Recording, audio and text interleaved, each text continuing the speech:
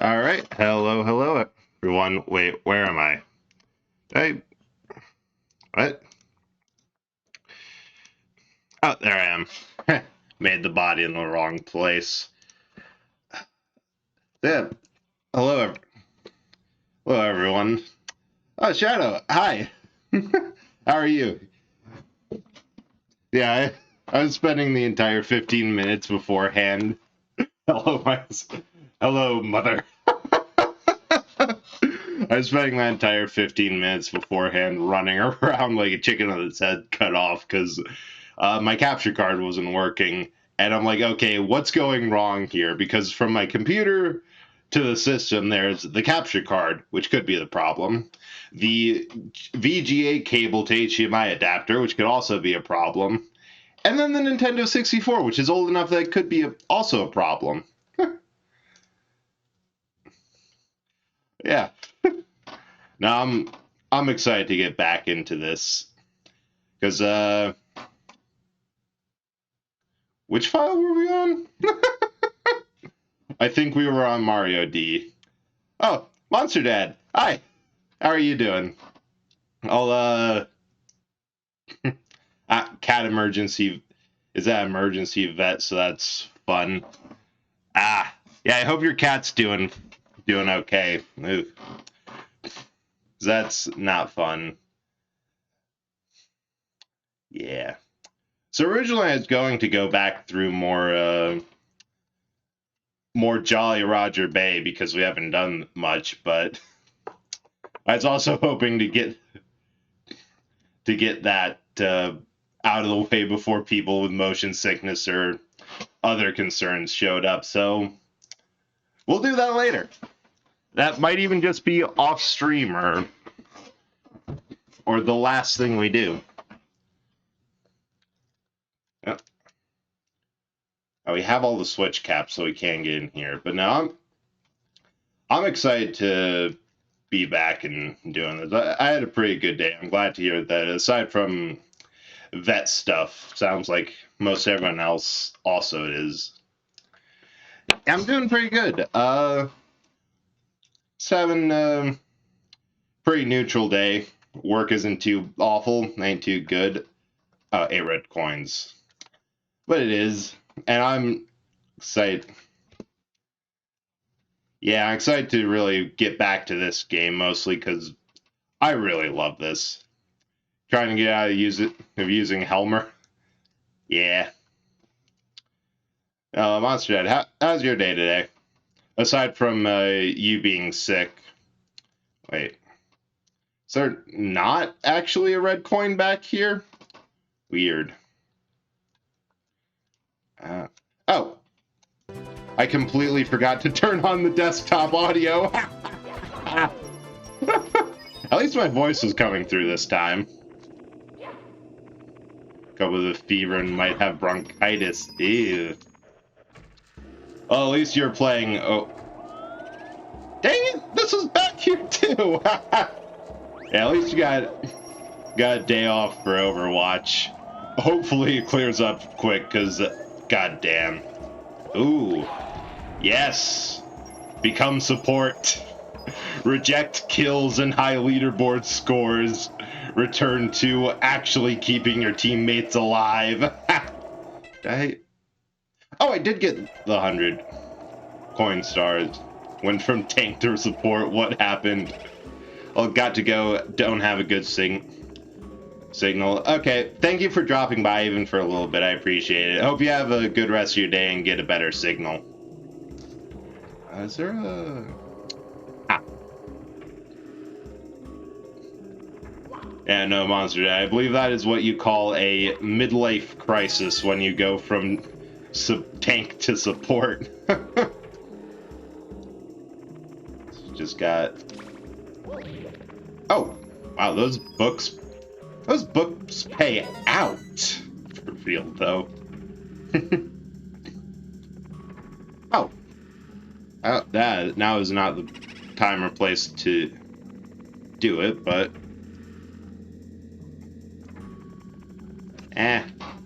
Now, I forgot to do it, but I was going to add just a separate... Because I have right now the quote command where you can see dumb shit I've said from earlier streams, and I'm going to edit that to add in an extra joke there, so there's, because I can easily copy the commands and hopefully it'll pull from the same list, but I'm hoping to add another quote list that just ends with at speed.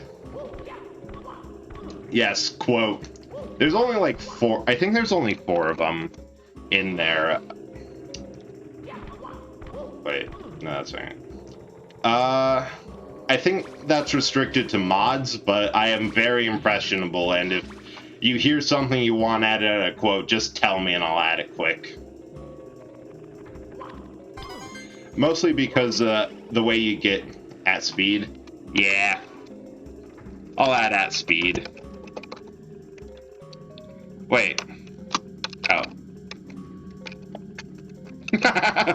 How did quote 0 get in there? Yeah, we have 5 quotes now. And I'm planning on editing that so you can like do quote AS and just get whatever quotes pulled from the normal one and add at speed at the end. Keeping the Bible because it's just better. The shit that Castlevania makes you say. There, 6.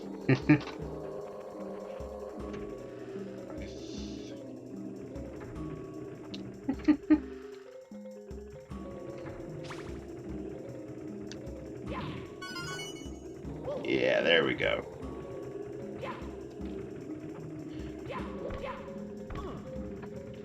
Now, the problem is I don't actually remember where the 7th is. I'm thinking it's up here. I hope it's up here. But I also know that up here is... Yeah, who knows? This is a big enough map, it could be anywhere. Well, there's another star that will... If it's not up here, I'm just going to grab it because it's there. I take this. I can't go through the bookcase.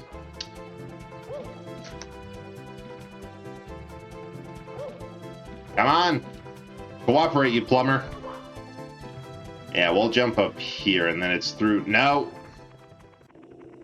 I'm in! I'm in! I think the last red coin's in there. I might be horribly mistaken. I probably am. Because we got the 1 by the killer piano, the 2 in the library, 1 up here. We've gone through all the doors. Yeah, I think we should be. Nope. This is just a room with a giant eyeball. Disappointing. Come on. Look at me. Look at me.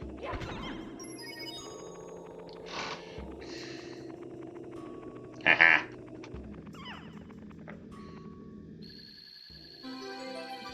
Okay. This is a slight problem. I have no idea where that 7th red coin would be. That is eye to eye in the secret room. I see, I see. What else? What else is there that we have to do in Big Boo's haunt? Come on. Big Boo, please cooperate. There we are. So... Yeah. Oh.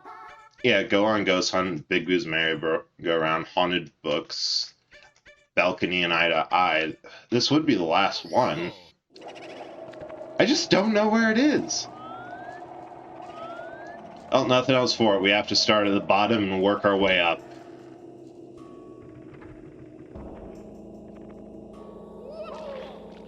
Which, now that I think about it, this is probably the most fitting place to talk about something that's pretty funny. This game has, for whatever reason, so many creepypastas around it. Like, there's a long list of, like, shared dreams, vaguely threatening auras. Yeah, all of those. I think one of my favorites is the personalization AI, simply because as someone who has studied a little bit of actual artificial intelligence, it is so patently ridiculous. Because that's the one that says that, like, it's in the stream title that I'm referencing, every copy of Super Mario 64 is personalized. And the theory is that Nintendo acquired from some government program a special AI program that somehow was able to run on the cartridge, despite the fact that 64 does not have the power needed for AI and does not have the space. That's a whole separate rant of going into all of the tricks they did to actually get this game to fit on here. And somehow it personalizes the game just enough so that to make sure every playthrough is unique. Which ranges from people saying, oh yeah, no, it's just a very, very stupid but well-meaning AI that tries to give a unique experience to every player, to, oh yeah, no, it wants to kill you and is actively hostile. It's just so ridiculous, because actual advanced neural nets are, first of all, the dumbest thing ever. And it's probably a good thing Zero Realm is in chat, because we could both rant on how much we hate AI for a good while. Because AIs are very stupid. They've done studies to see how dumb. Mario 64 EXE, it's true. Yes, it is old and sag, and we were just talking about that. Welcome back. Just want to thank you quick for the follow. I saw I missed it yesterday. Greatly appreciate it. But I was just talking about how I actually have a bit of experience writing and working with AIs. It was just a class that wasn't very well done, but just the idea that you could do anything that those creepypastas said you could is laughable, in terms of, as I said before, space constraints and the sheer complexity, because having an AI that can reliably adapt to a player and change the physical game is... Oh, there's the last red coin. Is probably about as complex as self-driving cars, and that technology is nowhere near there.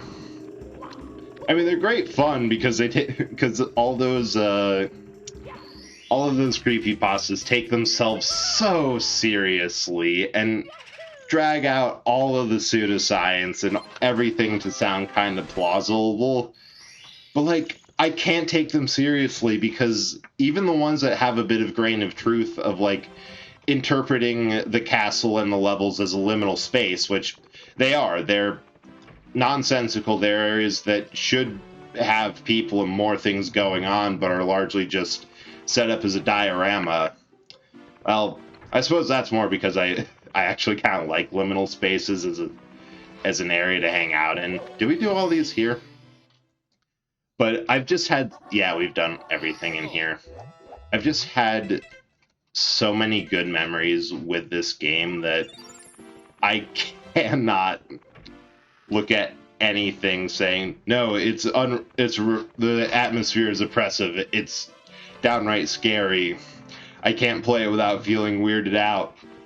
I just can't help but laugh at that. Okay, what do we have to do down here? The lava... What was number 6? Oh, Shifting Sands Land, and...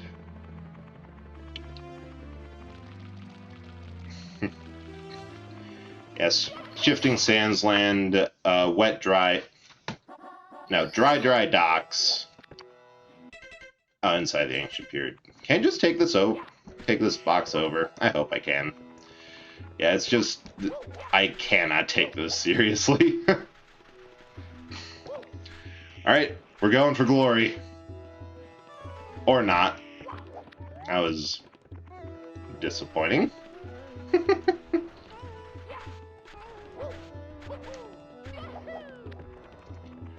Shell or wing cap? We'll go wing cap. And a fun thing with the pyramid levels, if you redo the star for stand atop the 4 pillars, the top of the pyramid pops off. Oh, we have to get 100 coins here too. It's interesting. Yeah, that's interesting, but not to be taken seriously. That's pretty much creepypastas in general. There's something to that if you enjoy just a little light pulp horror, that they're great, but yeah, they're just they're internet swap. They're just internet tall tales. Can I get on top of... There's a warp on top of that this monkey bar set that I kind of want to grab. I think. It's like over here. No, it's more in a corner.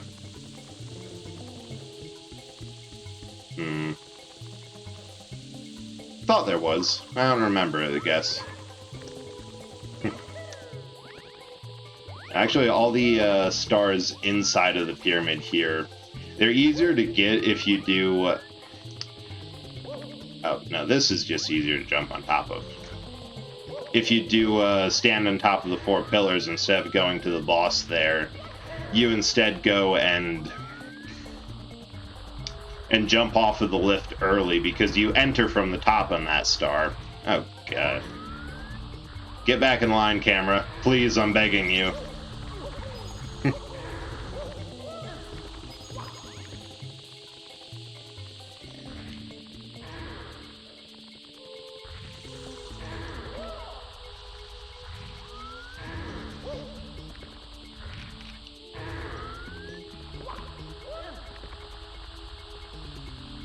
Yeah, for all the things the 64 did, the camera controls, that really took another, well, I'd argue, couple of eras to perfect. Get up there. Because the problem with the 64 is it's a 3D environment, but it uses a D-pad, essentially, to actually move the camera around. And another fun fact, the camera actually is a physical thing in space. The Lakitu that you meet... Ooh, I should probably actually just do this one legitly, and the last one where we go back inside the pyramid, that one I'll get 100 coins on. But yeah, the Lakitu we meet in the beginning who says he's filming is actually a physical character in the game's space. So if you run up against a wall, the character actually moves. The game doesn't allow them to clip through or adjust like a more modern camera would. Ah! Got the shy guy, or the fly guy. Nope, not getting that coin.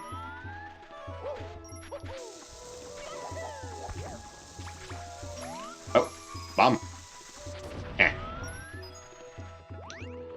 Let's see, one here. I think the best way through here is get... I almost got squished there. Get the 4 on the ground, and then take the cannon to the skies. Yeah. Ooh, that was close. Almost got squished on the edge twice.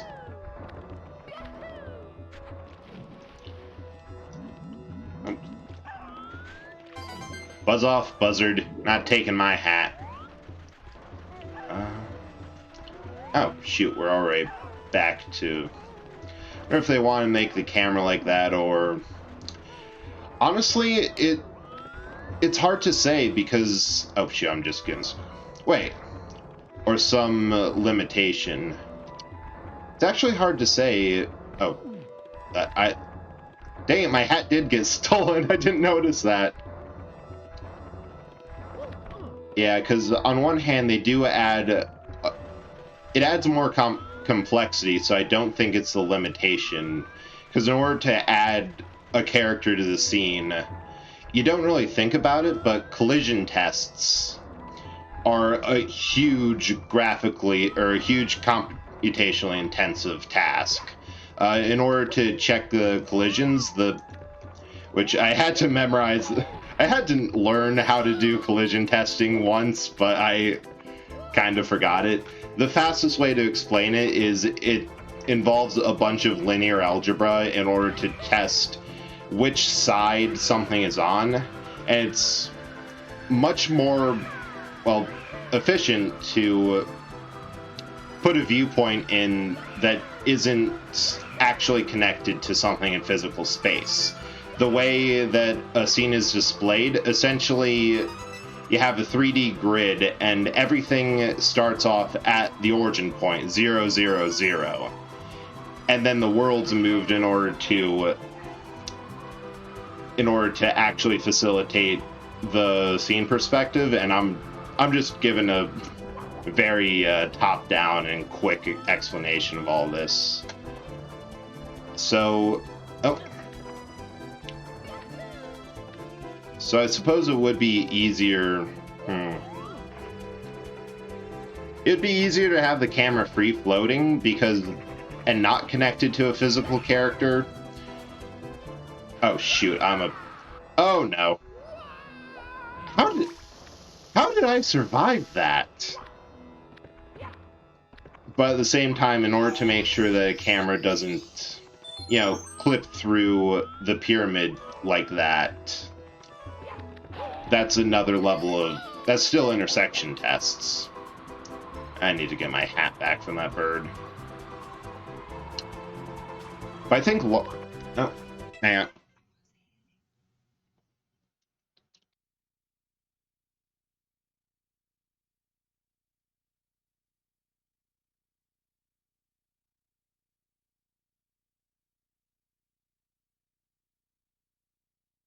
Sorry about that, I had to take care of something quick.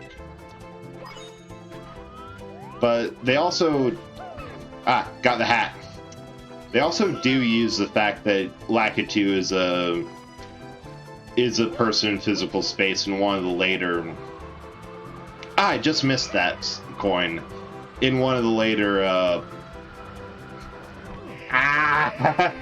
in a later room where there's a mirror puzzle, and... I think the bigger part of that is this game was one of the first 3D platformers, and the first successful jump. Well, actually, not even the first successful. The first jump from a 2D game going to 3D space, period, as well as a launch title for a new console. So they didn't really care much about limitations so long as everything fit on the cartridge. They were a lot more interested in showing off what their system could do. It's kind of like, well, I suppose it's not really more modern because it's an old game, but Half-Life did something similar, or Half-Life 2, where Valve put in all sorts of physics and other fun things just to show off, hey, this is what we figured out to do with computer technology. It's hard to say. Oh, did I get over?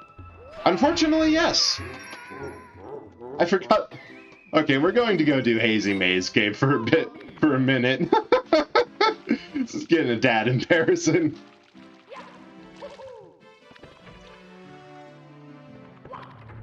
And it could just be that they knew how to put a character in 3D space.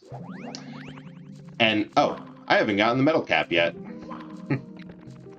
And they decided it was easier to stick a camera on that, but it's really fascinating. It's something that I enjoy doing, looking at kind of computers and the little tricks that they do to get through here. That was nonsense. and the tricks that they did to make things work. Like, there's fascinating things on, like, the original Doom, that it looks like a 3D game, but it's just... Ah, dang it, I'm messing up the wall kicks. Nope. It looks 3D, but it's really 2D maps and tricky art illusions. Like, it's not like this game where everything has been modeled out and put down and is represented internally as a 3D space. And just that kind of thing of what you can get into with graphics and kind of the more technical side of things, that fascinates me. Nope, still don't have the metal cap, no matter how much muscle memory wants me to actually have it. I got distracted by the conversation. How are you doing today, Olden? Have a good day. And shoot the gap.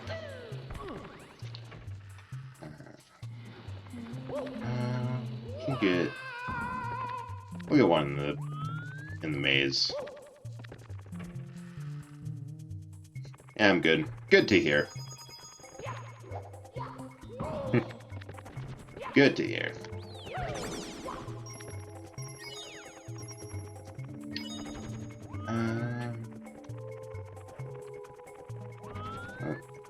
Oh, that's just the actual exit. We do not want that.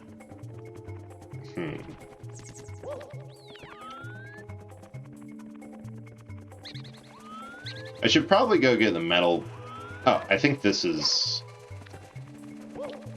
might be where there's an exit. Although I might, yeah, I'm going to die. Ah, please, game, no. Oh shoot, we gotta hit this. Ooh! I thought I was going to eat it there. Like, if I don't get this jump right, I think I had a second or less left before poison hit again. And here's another star. This is just sheer muscle memory.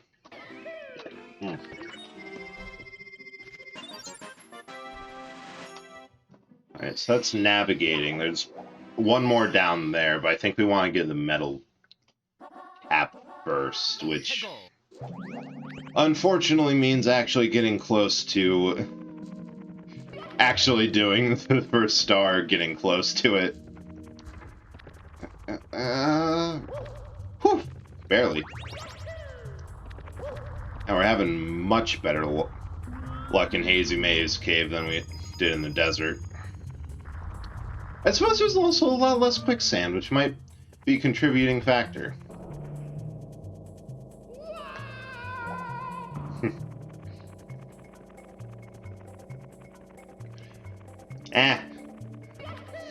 I lied about getting the switch cap. I want to do the cheat for Metalhead Mario can move first. Because this gate here, you're supposed to get the metal cap, walk along the bottom, and then hit that switch. But if I can aim, a ground pound will do the same. Again, the optimal phrasing is, if I can aim. Okay. Huh. I know this works. Oh, I have to be closer to the water when I do it. Yeah, that got me deep. I just missed the switch. Okay. I know I've done it before on this system. Weird. Fine, we'll do it properly. Alright, Dory. Right over to this set of doors.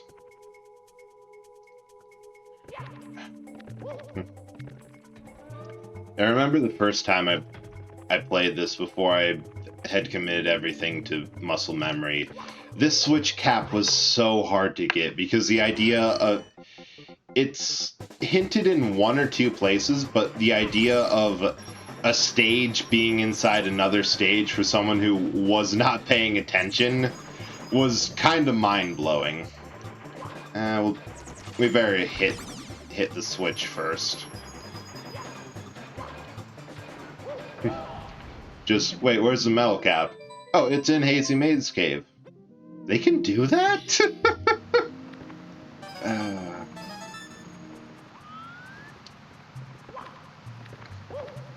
Because the wing cap, if you actually use your brain for a second, and it's easy to find when the skylight lights up after you get enough stars initially, and then the invisibility switch cap, which is out in the castle mode after you drain it. That one you can just find by messing around outside long enough. Wait, how many do I have? 1, 2, 3, 4, 5, 6, 7. Oh, dang it, where's the last one?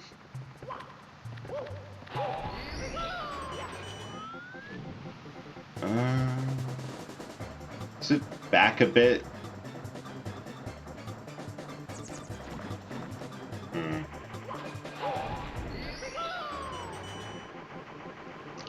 Yeah, but this is.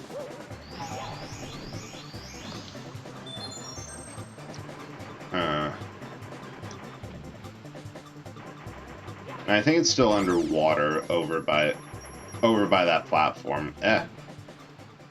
Oh no. Paddle. Paddle, get in line. Whew. Don't want to be thrown out of that hole. Because that leads to the top of the waterfall outside the castle. Alright. Where's the last? Oh, there. Arsha blows.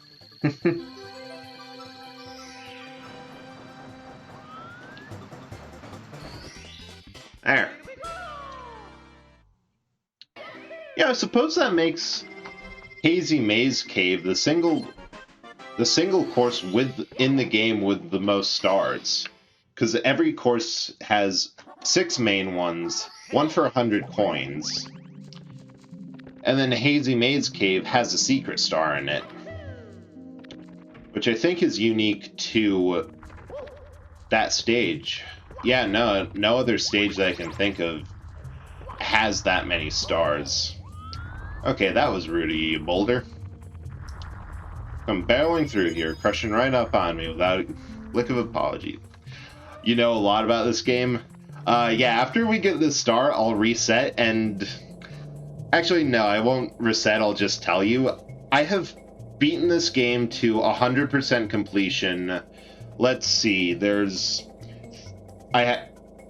at least 20 times. That's not an exaggeration. There's 2 profiles on this, my original 64, with maxed out stars. I know every file in the system has at some point in time had maxed out star counters before. I just erased over them and played through again. And then I have the 3D collection on my Switch, which also has maxed out stars, as well as a couple ROMs on a Raspberry Pi when I couldn't find... Oh, nope! Couldn't find anywhere else to play it. That also have been maxed out a couple times. I'm not even kidding when I say this is probably my most played and favorite game. And also double that with muscle memory. Like before, when I was habitually trying to hit the empty switch cap block, I wasn't thinking about it. That was just something I am used to doing when I come into the stage.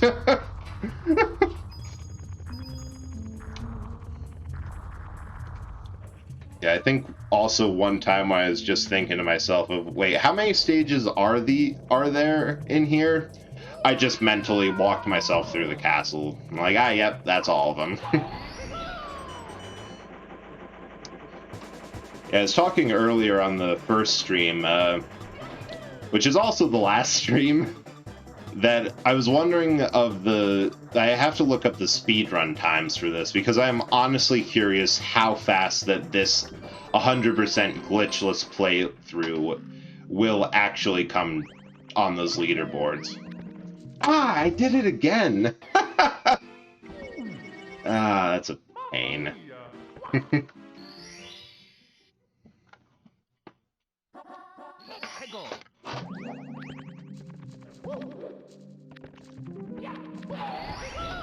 Oh, shoot. Just realized we also have to get the secret star from the toad in that room.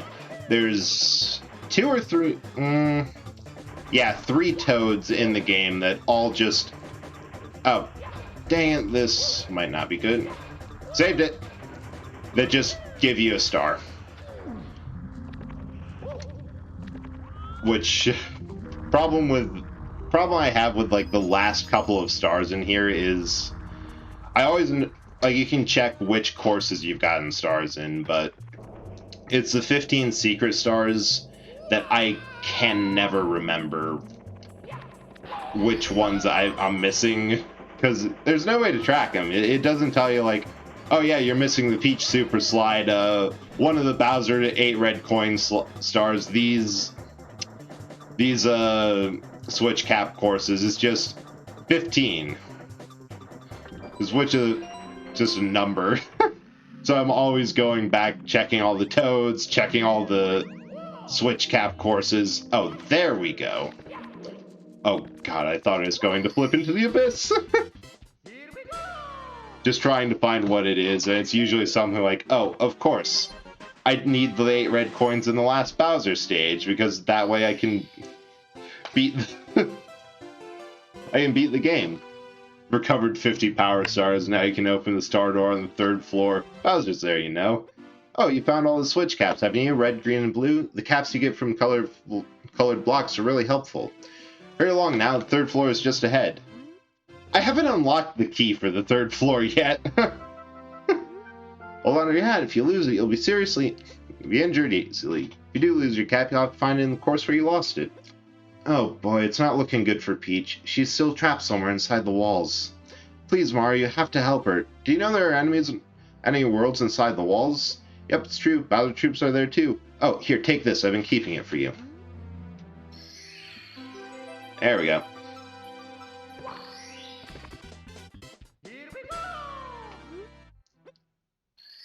Anyway, back into the septic tank. That's what I always thought it was as a kid. Just made sense. There's a flooded basement, a whole lot of pipes around, and a mysterious thick liquid. Obviously a septic tank.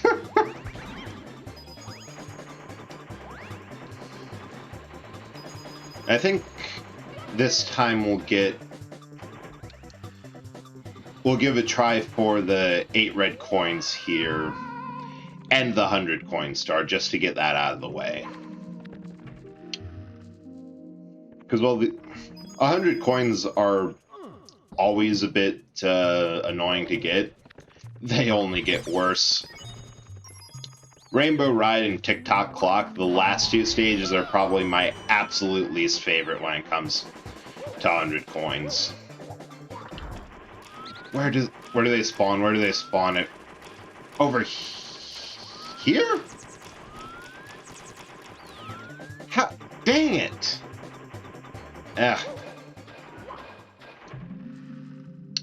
Well, the good news is that we can always try that again. I actually recommend that you find where, because most every stage has a blue coin block in it. And the easiest way to do 100 coins, and in some cases the only way, is to get a majority of the coins from the blue coin block. Because there's just not enough, or they're so scarce and scattered that it's such a pain to go back and collect all of them. So being able to find it, know where it is, and do a good run-up on it, and if you miss it, just grab another star, is really one of the easiest ways to get 100 coins.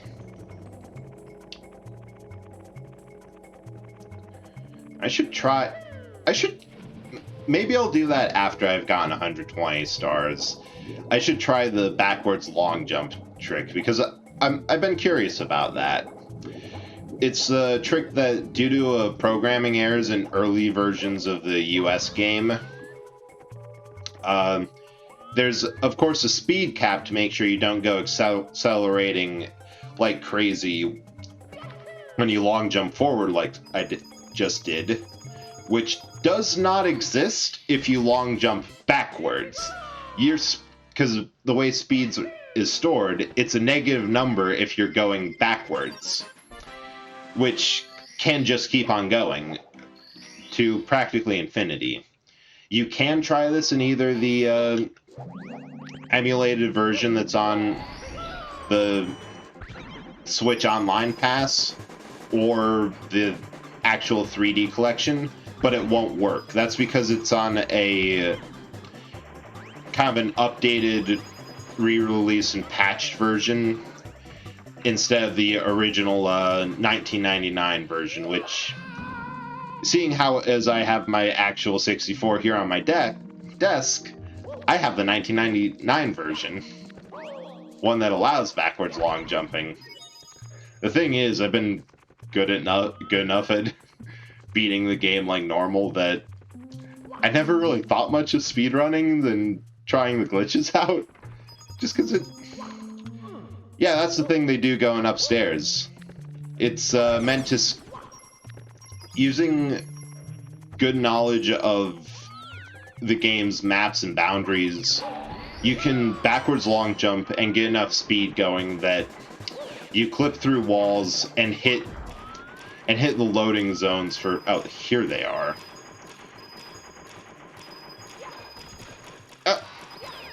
Barely.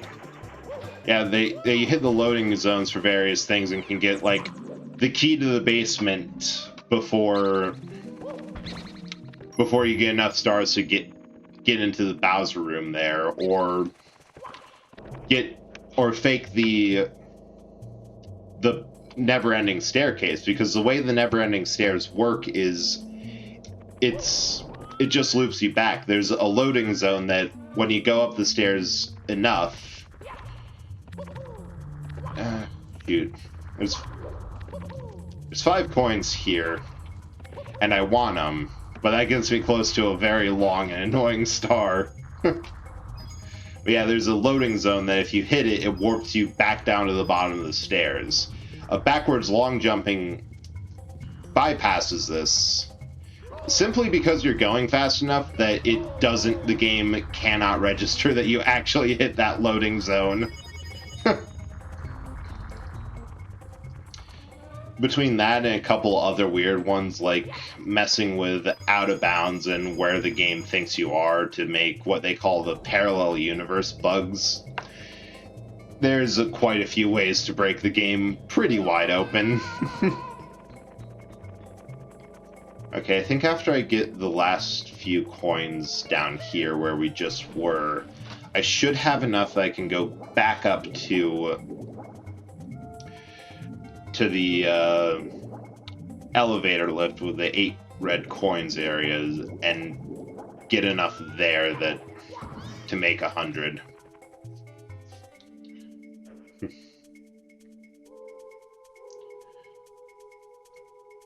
As part of the problem was this was dang it, I missed. Like, this was just an early game. It was trying things that were completely new and that it had the processing power to try and wanted to see what was possible. So its maps aren't very well built. That's just the truth of it, that the map design was able to be broken into and abused. Oh, yep, the elevator's down.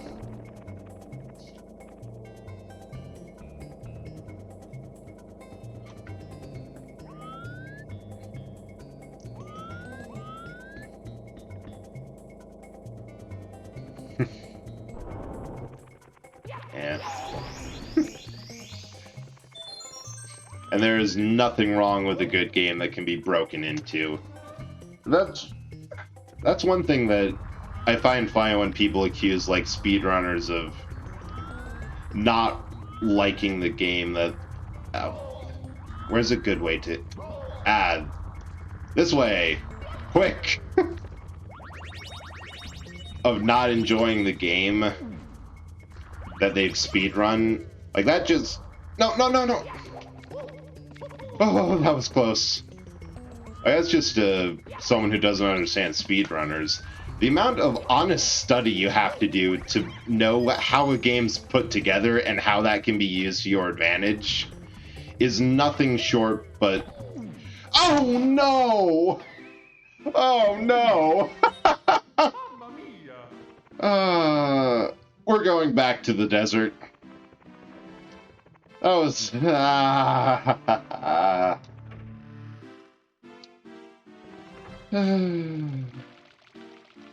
Ow. That hurt.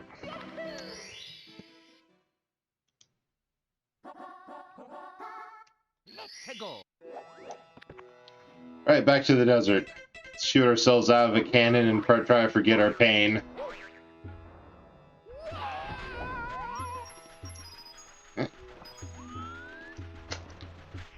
Yeah, it's another way to enjoy the game after you've played it several times. Sums it up perfectly. Oh wait, no, I don't even want to go up there. It's kind of... Honestly, I think it's... A lot of speedrunning is just people taking games they know, like I know this game, of every nook and cranny, and just seeing how fast they can go through it. And the things that they uncover, between them and people who hack into and data mine games to find things like, why is this animation the way it is? Or, oh, I think we found some cut content in the game. Like, that's just a dedicated fan at that point. 3. I'm watching you. I'm watching you, bird. I see you, seeing me, seeing you, seeing me, seeing you. Did I miss one?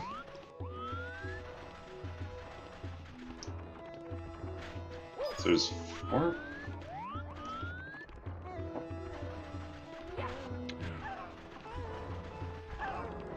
Eh. Ah, shoot. I almost jumped inside of it. I love doing that.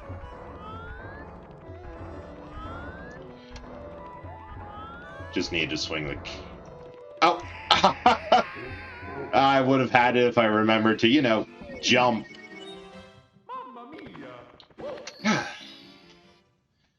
I'm falling apart down here today for some reason. Oh, and I remember where the 4th red coin I missed was. It's back here.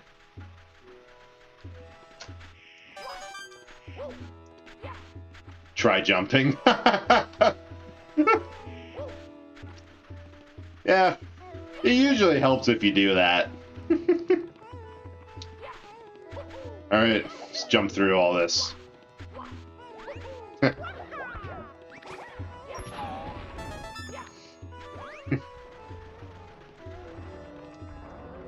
Nope.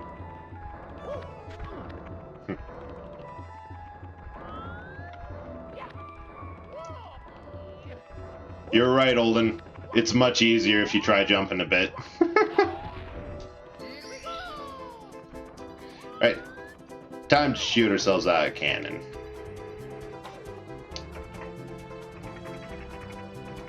Eeny, meeny, miny, close enough.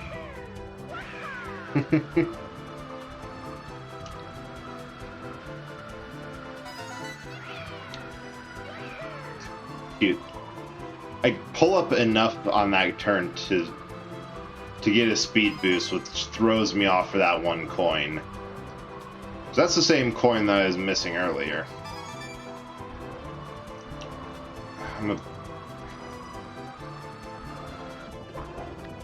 Better launch myself again. I think I'm almost through with the cap. And this level, it is much better to drop flight early and get a fresh cap than to be pretty much over 75% of the level with a cap that's about to go. Whew! Bullseye.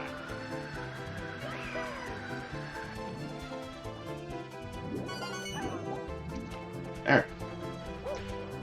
Oh, I thought I ate it there again. I thought I was short on that jump.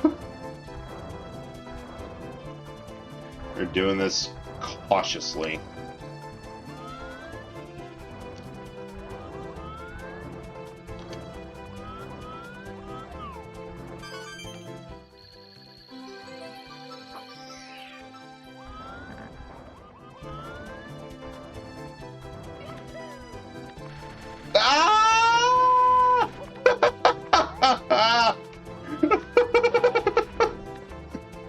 Oh, I love it when that happens. And you hit the edge just badly enough that the game's like, nope, you rumbling now.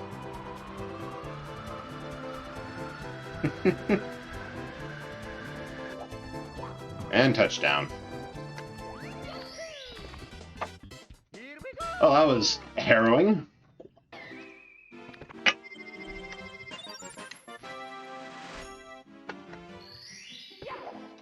Alright, now what's the best way to do this? Because I want to get the 100 coins here as well.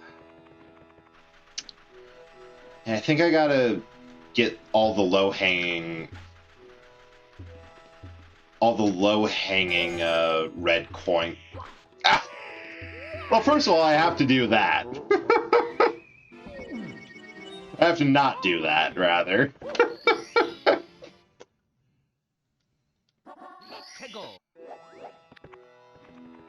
Pretty much just have to do cleanup on the overworld to get as many coins as we can.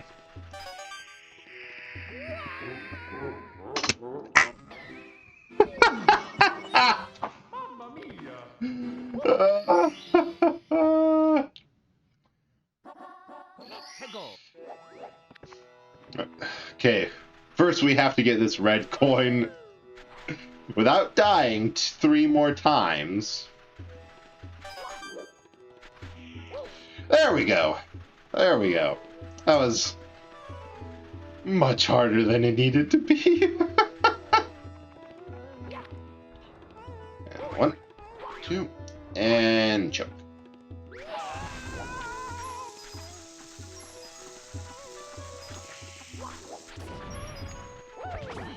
And there's quite a few coins to be had up around here. Come on, Pokey. Especially with the Pokies.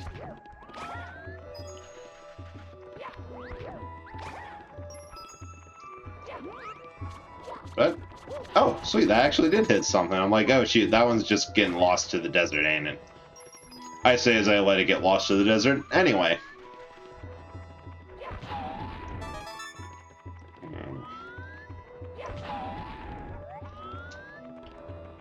Alright. Another Pokey.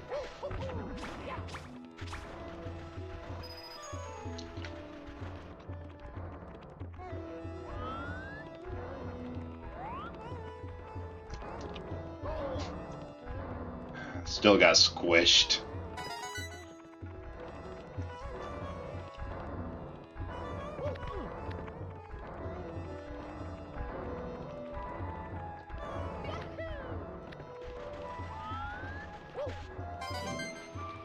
Yeah, I think there should be enough inside the pyramid that even if we don't grab everything. Nope. That will be okay inside.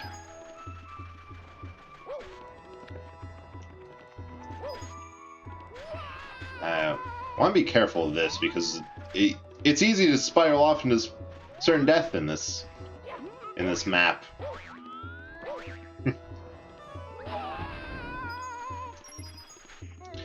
Oh yeah, there's definitely at least 50 inside. And another pokey. Okay, note to self. Back attacks only work if it's the enemy's back you hit. Yeah, 53, we're golden.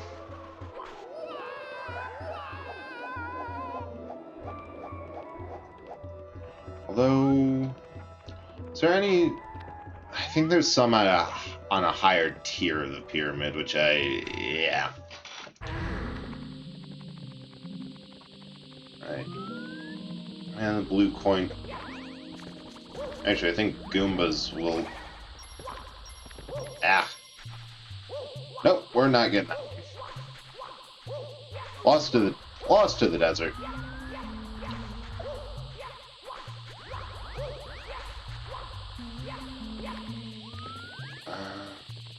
Yeah, Goombas alone in this pyramid can probably get us to 60.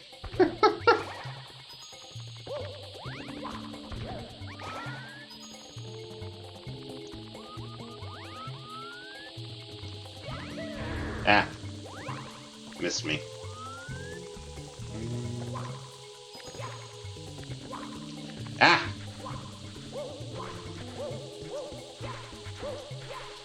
Come on! Oh, I need to find it. Oh, there, it's just right there. It's no big deal.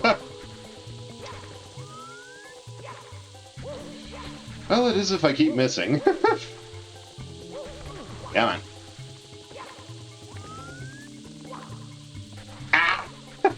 Just gonna long jump.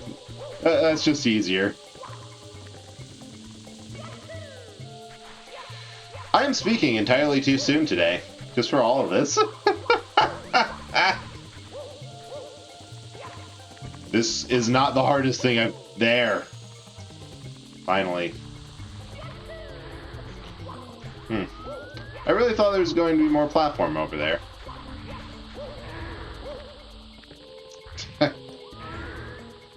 All that work just to throw myself off to the abyss. Oh, that's how life goes. Upon 4 towers, one must alight, then the peak shall shine the light.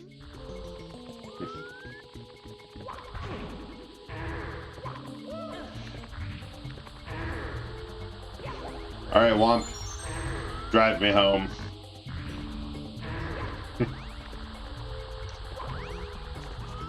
Okay, I'm not crazy. I know there is... I know the blue coin switch is in here. Oh, here it is.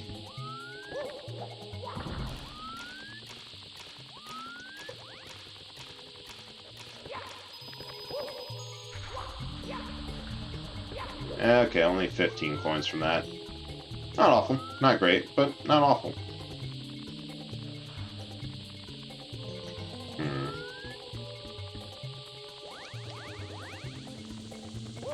Still plenty of coins. We really need to do is get... Oh, that went much better that time. Nope! I am destined to fall right there in the sand every time, it seems. No matter what I do. Such is my curse.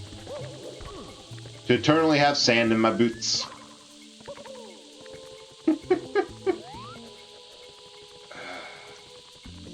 Really want to get to 94 and leave in...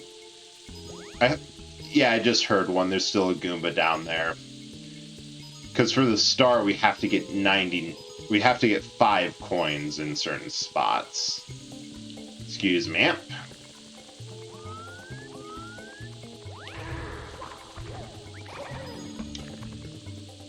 Well, I'm actually not sure if I want to...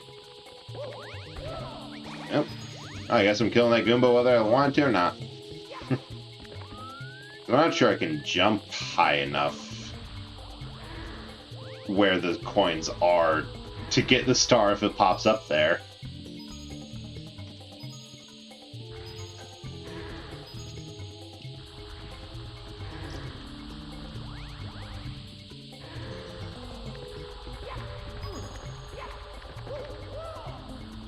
I think we're going to cool it on coin collecting until we get the star unveiled for the last one we need.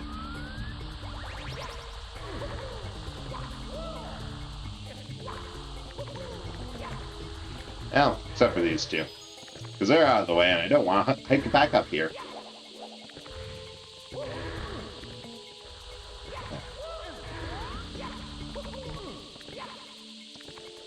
Alright, 94 exactly. Perfect. Pull the camera out a bit.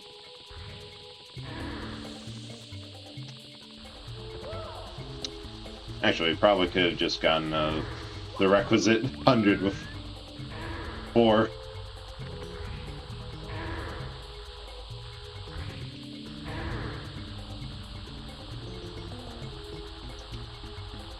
Yeet. Oh. Come on, stubby legs! Ha! That makes the whole thing a lot easier.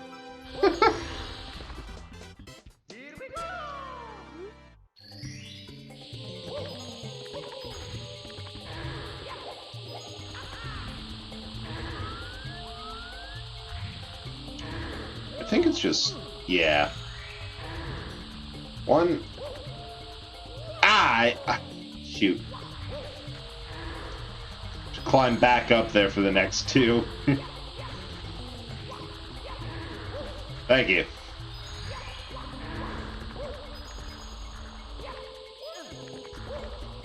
And now that I think about it, I think the levels that have these sub-levels, like here and Lethal Lava Land has a volcano mini-levels. I think they just have more coins in general, just to make it easier to get 100 coins if you don't religiously find every coin in one area before transitioning to the sub-area.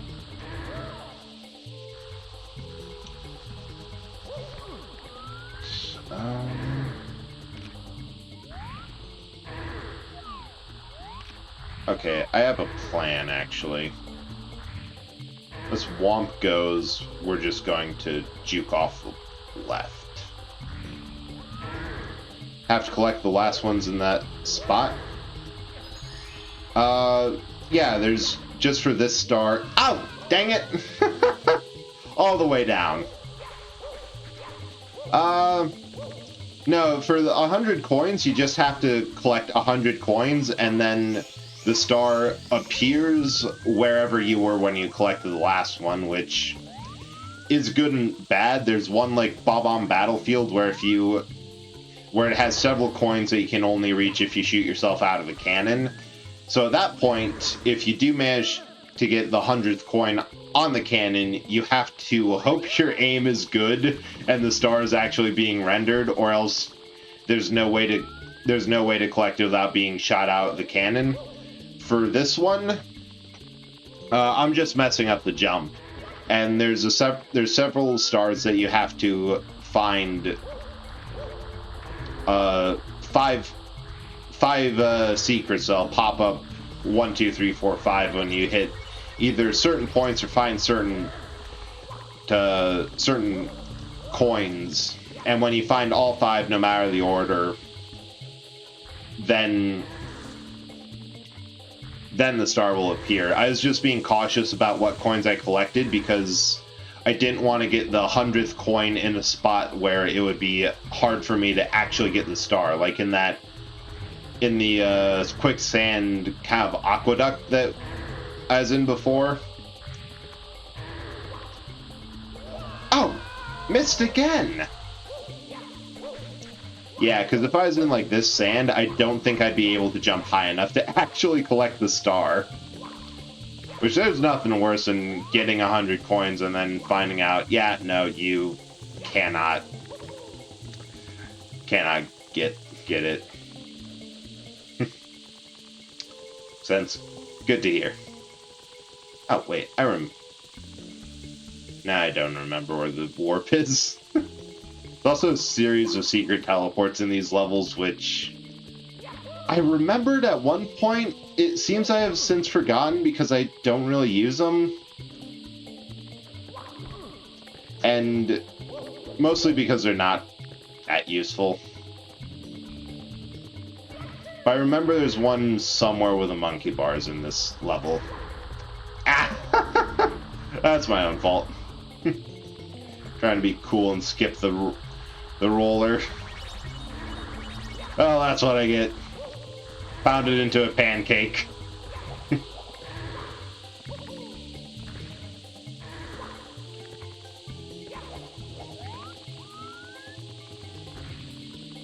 Alright, this time for sure.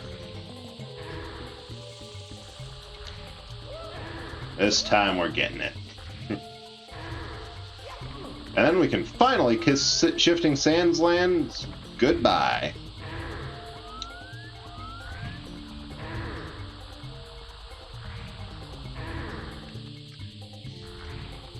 Then all we have to do is a couple more in Hazy Maze, and then we move to Dire Dire Ducks. Yes! Got it. Yeah, because you see how for this star, it's in the sand canal, but it's very low, so you can actually get it just by running your head against it. Ah, nice. Making great progress.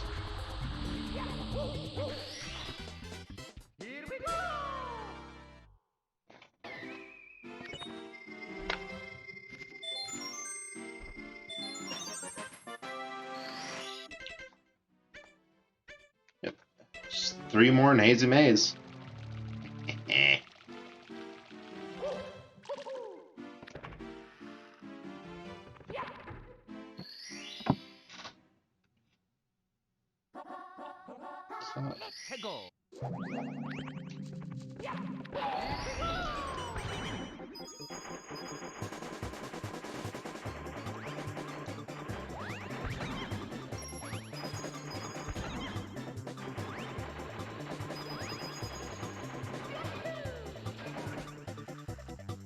Does Metal Hat protect me against fall damage?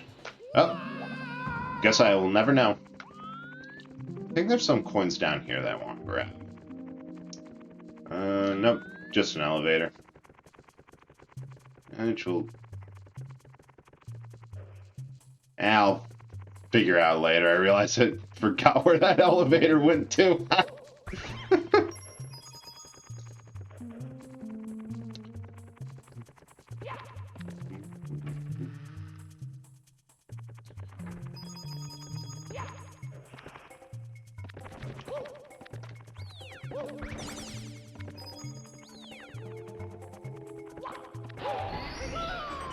Okay, now if I don't do something stupid like try a long jump out of the back way to this area, then we will get 100 coins here.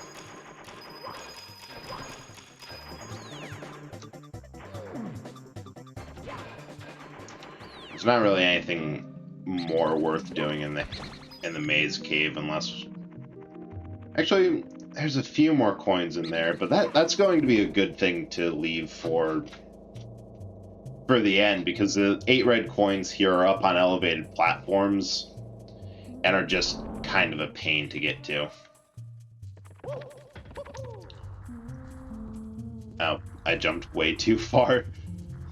Mario's monkey bar skills are so slow.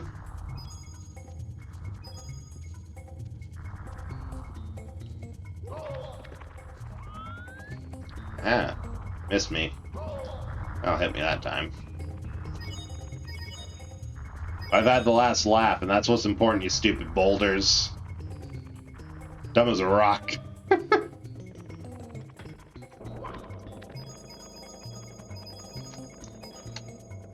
Wow, 75 already.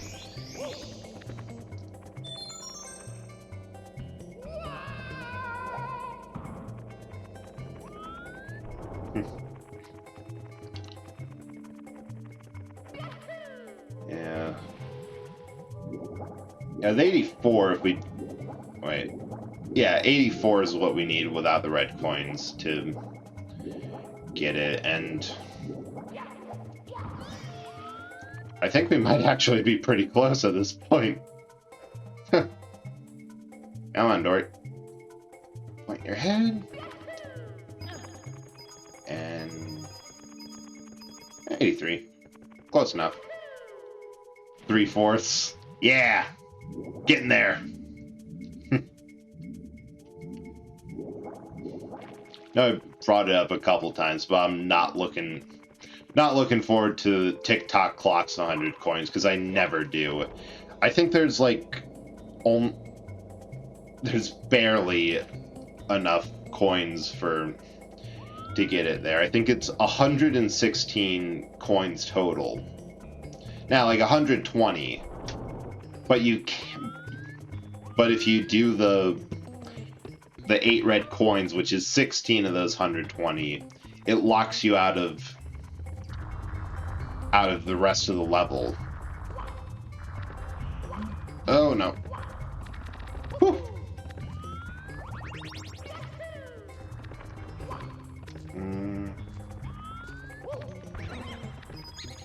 Which means you have a very thin margin of error and have to almost collect every one of them.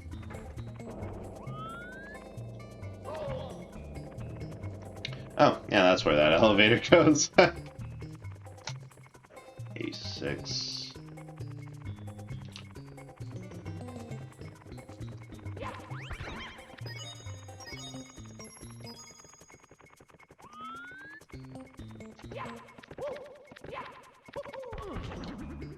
I love the theme here.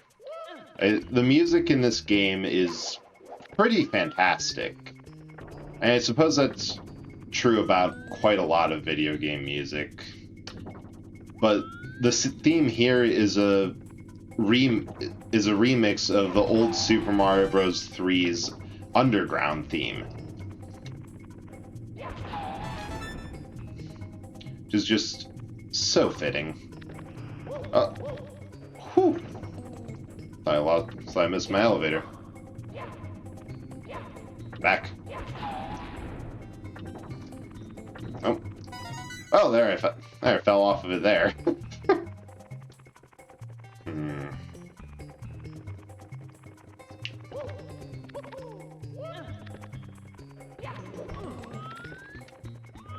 Oh, wait.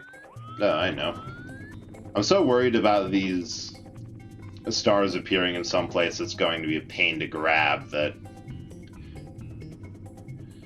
I'm missing the obvious. Oh no, I'm on this stupid level on my Switch.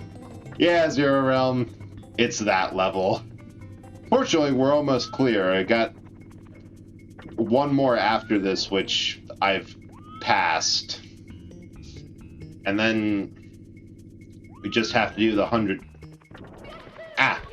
We're getting the 100 coins and... the elevator makes me mad. Yeah, that is pretty much the point of the elevator. Don't let my performance confuse anyone watching. It's annoying. It's annoying if you haven't been literally raised on how to play these games.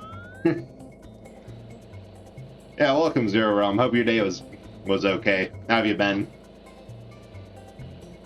I like this level. Yeah, that's fair. Pretty much every level, it depends on what you're used to and how well you kind of grip what it's asking for. That it depends on how much you like them. Like, I love this game, love every levels, but some people have when I hear them say it, some pretty valid complaints about the form. Oh, there went last coin. Pretty good? Ah, that's good to hear. That's good to hear. Grew up on Galaxy, so I always prefer that one. Yeah, Galaxy was a great one, too. And it kind of hurts for me to admit that is an old game. Because, like, no, that's on the Wii. The Wii is a new system. It's a hot new thing. But Wii was like, what, early 2000s?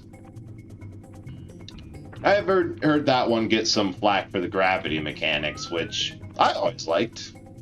And because I remember people saying for Galaxy that they had some trouble knowing, like, which levels they could walk off and which ones they couldn't, but I never really had a problem with the camera controls, any motion sickness, but...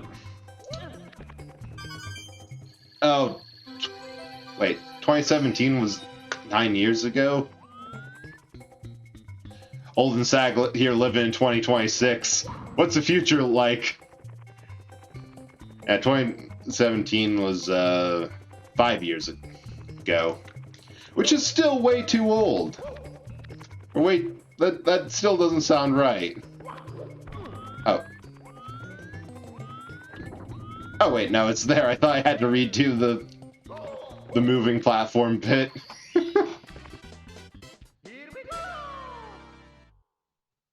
I know with the pandemic, it feels like 9 years ago.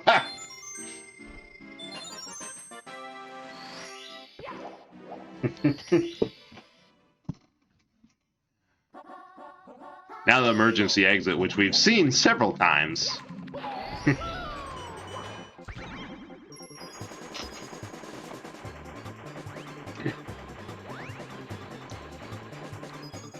If I don't fall in a pit like that. Fun. Yeah, that's the problem with the passage of time. It just keeps on going no matter what you do. Should really look to putting a stop to that. It's quite rude, honestly.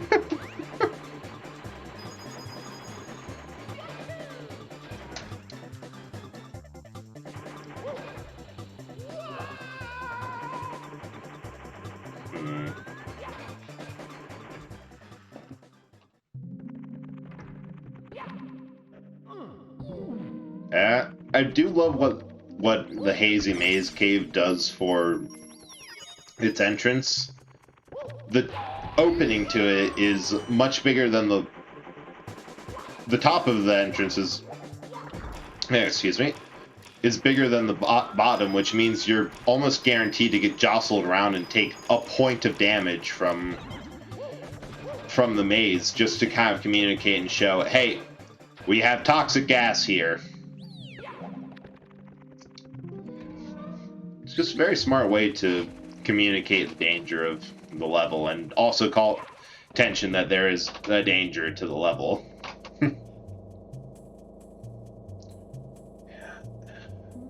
Hey, I suppose Galaxy counting as a classic game means that I can cover it without changing any of my tags, no matter how much it hurts.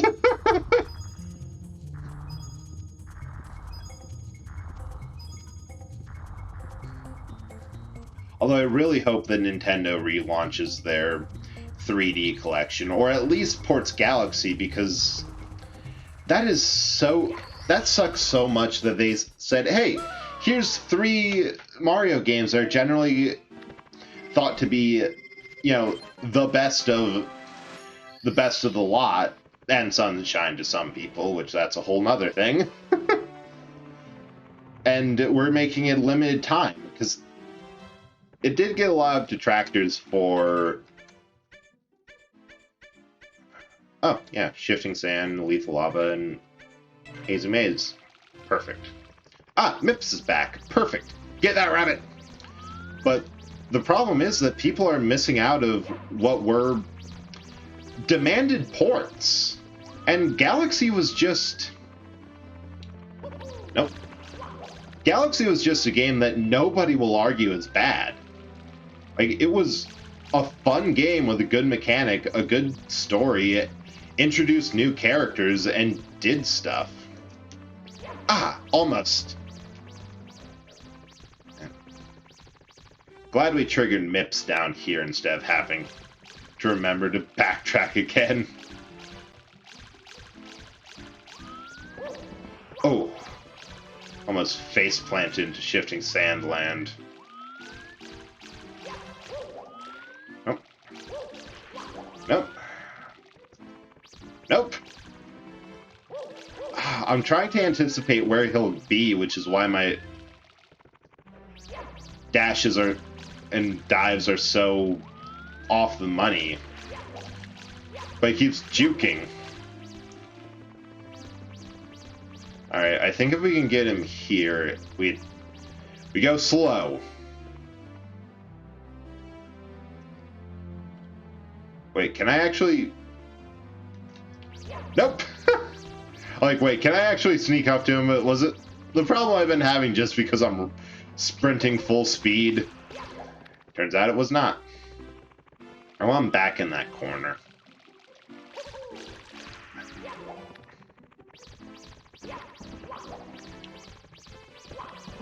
This corner I can work with. Okay, so he hugs the right side when you charge him. Oh, I keep on pressing Z and B, and that's making me do the butt scoot.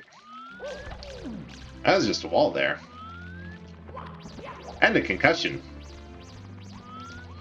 Alright, Mips. Ah, almost.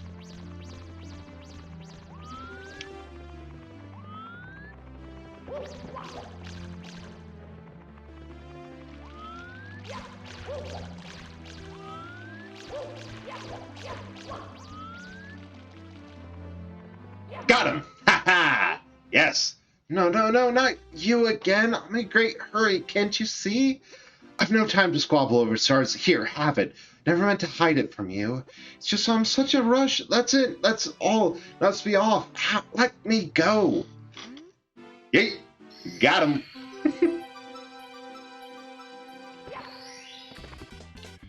Here we go!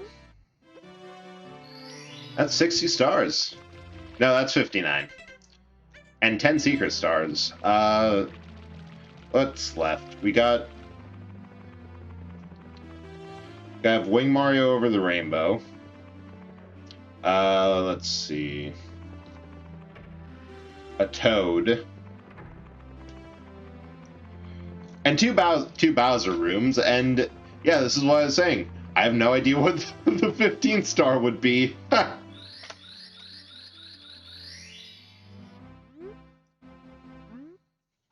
Anyway, yet again, anyone with thalassophobia, you might want to turn away for this.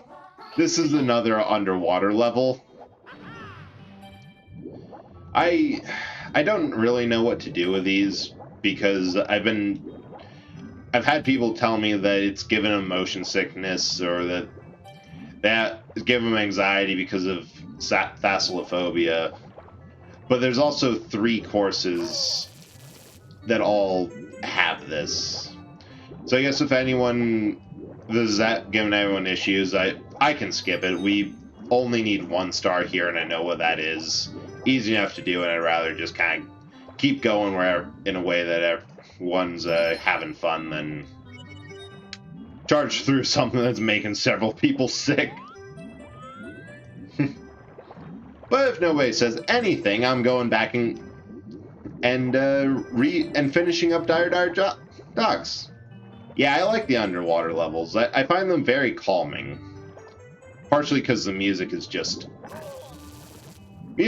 fantastic. It's such a calming underwater theme, and I am about to die.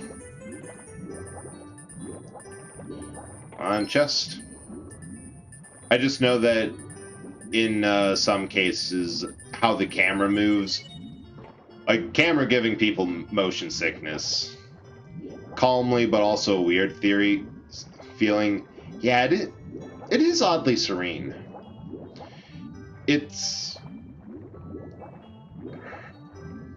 I don't really know how to describe it, but so that goes back to Super Mario 64 being kind of full of liminal spaces that just don't feel right. But, the clam! Yeah, I will admit, the camera in this game is probably its roughest point. A lot of it is just, despite the camera, you just kind of have to trust where you're going, and unga and bunga. Alright, is there any more chests down here?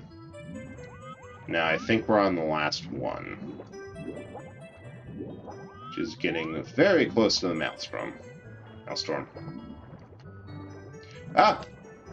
Swim, Mario! Swim like your life depends on it! Because it does! Come on. Nope. Keep on missing, and I am drowning again. I suppose, what is holding your breath, but just perpetually drowning? Okay, one downside with the Lakitu being a physical thing in here. There's some instances like here where you should be able to swing the camera around more, but it just doesn't happen. You have to back out a bit. And now we can approach it. Oh no! Come on, come on, come on, come on! Oh god, I did not expect to escape that vortex. His love of money is keeping him alive. Something, some metals oxidize, and that's good enough. Chests in the current.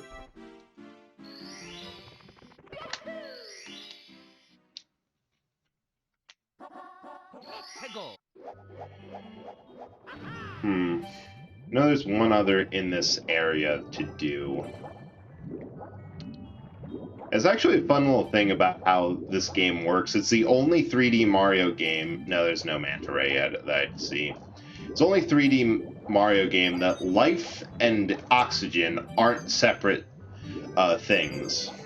Which means that so long as there's a little bit of water deep enough for you to swim in, you are essentially unkillable and have a quick and easy way to restore health regardless. The next game, they caught on to this and made sure to separate them, so you actually have to find coins or whatever, which most of them, that is how you get more, how you restore life. But this game, they made it the same stat. Let's see. So we have to board Bowser's sub in order to get to the next Bowser level. But I'm not really one for doing things in order. We'll see what's the most convenient star to get at first.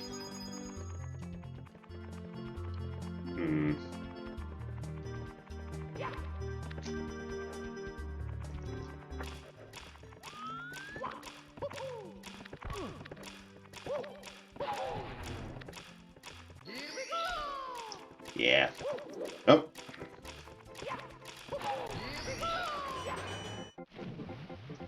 This was such a neat gimmick that I really wish they made a thing in more places. Because for this one I have both the metal and the vanish cap in one place together, which let me sink and walk through that barrier. And it's the only place that you have to mix the caps. Like, I suppose it's just because by design they were either going for areas that emphasize one cap at a time, so like water levels have the metal cap simply because it lets you walk underwater. More open areas have the wing cap because they're more open. We can put stuff in the sky. And in all fairness, wing and metal cap are kind of contradictory in theme. But mixing the vanish cap with the wing, or having a few more places where you actually could put the metal cap and use it for its invincibility effects, would have been cool. Ow. Let's see. If I parked myself... Nope. If I parked myself somewhere... Yeah, if I park myself here, I hope.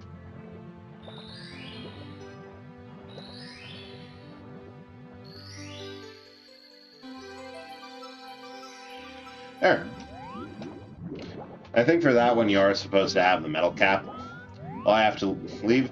Oh, no problem at all. Thank you so much for dropping in and chatting. I appreciate that so much, and I hope you have a good rest of your day.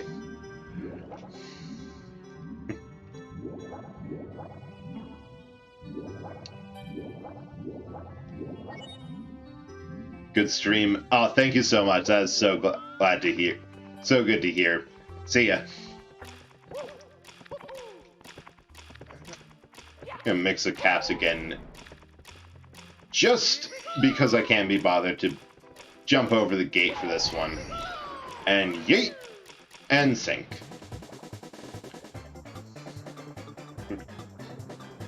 Well, I think you can get this one just by getting down here and getting a good angle at it, and you won't be thrown up enough that you'll miss a star.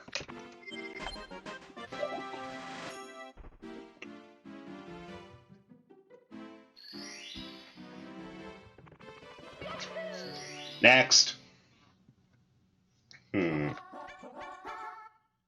Yeah, we're going to use a little trick to hopefully get another star. Nope, didn't work. So normally, depending on what star you go in, sometimes the world will change in accordance to that. So I was hoping there's one star where we have to follow a manta ray around. I was hoping that grabbing the last star on the list would help would have it show up, but this world's Dar Docks is actually just weird in general. Because it's comprised of two different worlds. The first time through, where it's... my mouth is just deciding, hey, you know how you were talking? What if I didn't? And anyway, I think I can compose a coherent thought now, hopefully. But it's comprised of two separate instances. The first where the world is in front of the Bowser level door, where it has Bowser's sub in, and it will stay that way until you clear boarding Bowser's sub. In which case, next time we're here, the sub will vanish, and that door, if you caught a glimpse of it down below with Bowser's face on it, that will disappear. And also, as we see now, the level gate was here. Now it's all the way back here, which lets us continue on to the boss, but also get the last couple of stars here, because now there's a manta ray. Just have to follow his parts.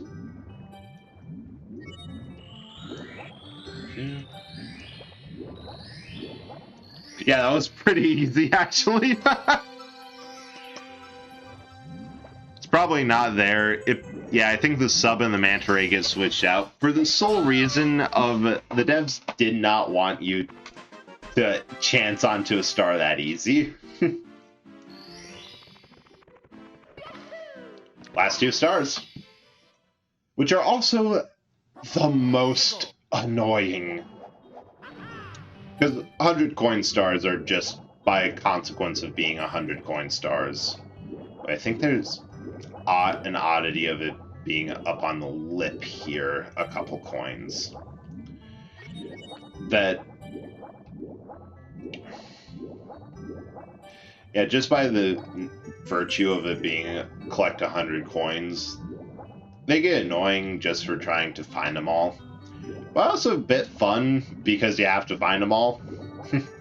It's the sheer, can you collect everything and do you know where to look test of the game. But the problem here is with the 8 red coin star, speedrunners hate it because you have to really time and hit jumps perfectly. And also, if your last star is a red coin, you're going to be up in the air for it. It's one that 100% completion speedrunners struggle with doing in a timely manner, just because of a lot of it is waiting for polls to come on over, waiting for them to move into position, and just repeating. And if you fall, it's a massive pain to get back into position. Okay. Just gotta get these spears of coins and the rings, and I think that's everything of note. And the problem, of course, with 100 coins and 8 red coins here is it's such a small level, so every coin counts so much more. I was talking about how Tick-Tock Clock was such a pain for coin collection. This level has kind of the same problem, but it's less noticeable because it's so small. There's here, the connection tunnel, and the dock, which, if you forget, if you're down to the last lousy coin, it is easy enough to just come back in, check the area we're just leaving. But with Tick-Tock Clock, it's so big, who knows where the coin you're looking for is?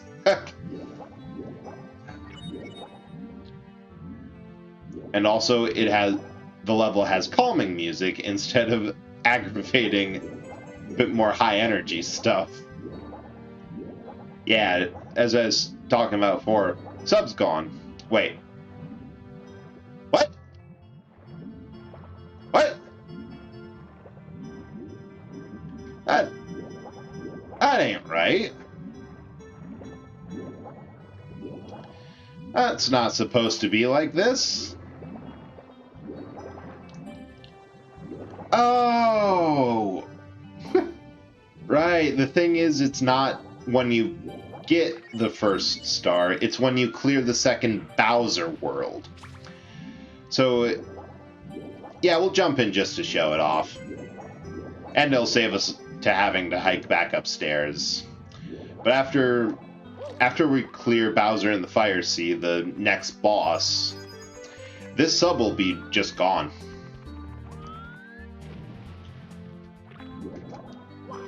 Okay.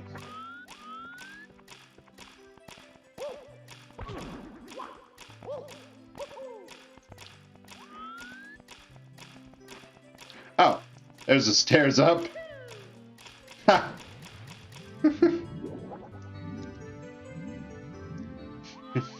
Thinking, okay, where is it? Do I have to do a weird jump off of the ones that spawn here? Nah, you just backtrack in there. Right the heck here. Yep. Oh. Oh, they're doing us dirty. The poles don't spawn in. Well then. We're just going to have a word with Bowser. And by a word, I mean we're going to have to throw him face first into a bomb. Because that's rude. The nerve. Absolute audacity of that dragon turtle. Alright, Bowser, I'm coming for you. Yep, Bowser in the Fire Sea.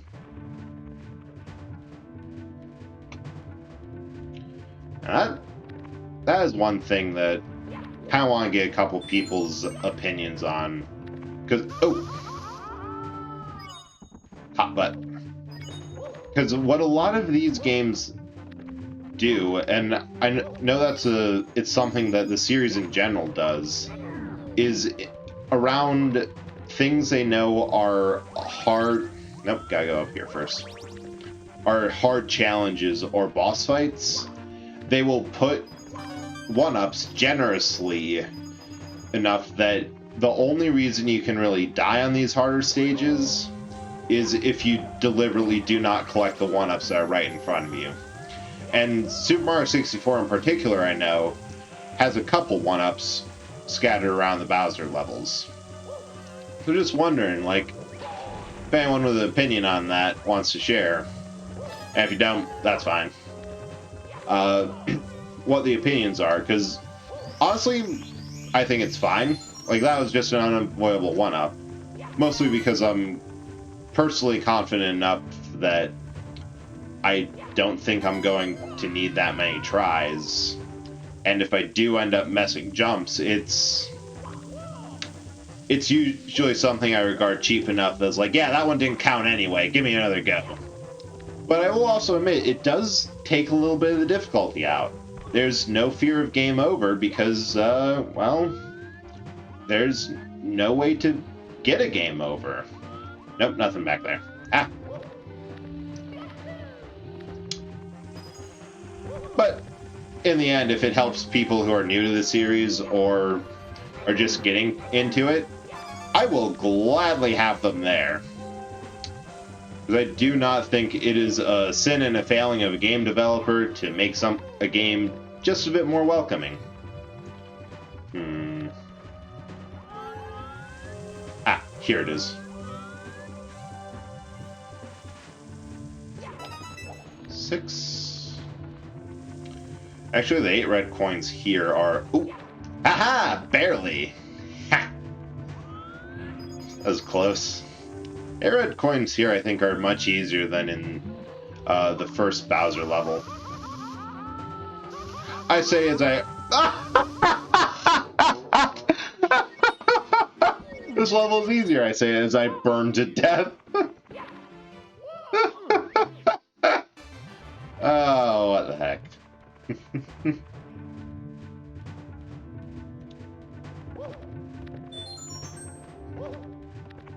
As I know, Super Mario Sunshine, that's the one, strikes a bit more of a balance to it, I think, where in this game, like, the more I try this level, the more my life counter will go up, just because there's so many scattered around. Oh. But in Sunshine, they only really had those... Ooh. Haha! Nice. Had, easy lives around in, their secret levels, which were tough platforming challenges, which most people didn't like to begin with. That you didn't even have FLUDD for, which was kind of your helper for platforming, because you had usually the hover nozzle. But they had it in a way where you had to get to a certain point, which is usually right before things kind of cranked up in difficulty. And that was usually the only one in the level. Nope. Long jump, if you please. So you didn't really make a profit. And as a compromise, they also had a much smaller hub world in Delfino Plaza. It was less kind of spread out and meandering as Peach's Castle is. But there's also a lot more easier to get one-ups in that world if you knew where you're looking.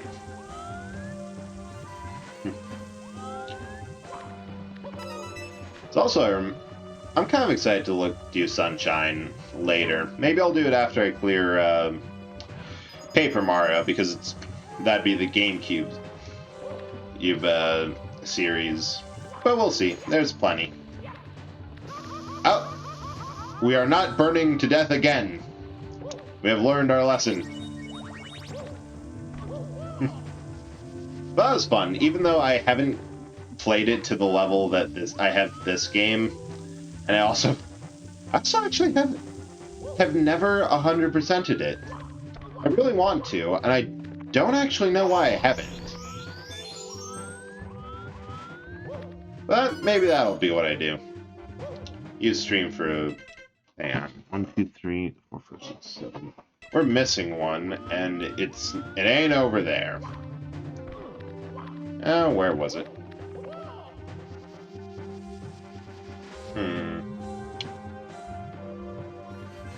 Was it... I want to say there was one up here. Huh.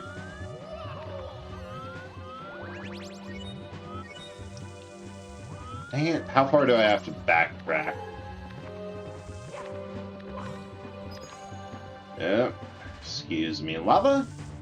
Just gonna sneak on past you there, Squash. Oh, that's a lot of coins. Well, there isn't 100 coin star for these. It is believable that there might be. No? I got these. Dang it. Where the... Ah!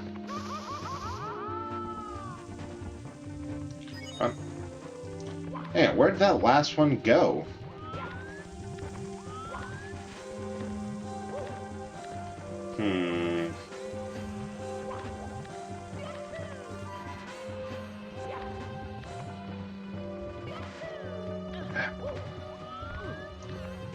Oh, I got the one in the corner. I got the one down here.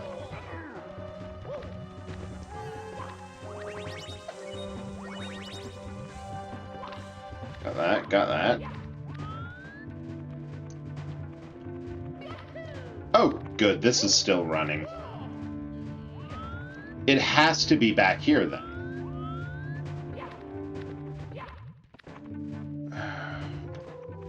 I will comb this level for as long as it takes. No, ain't there.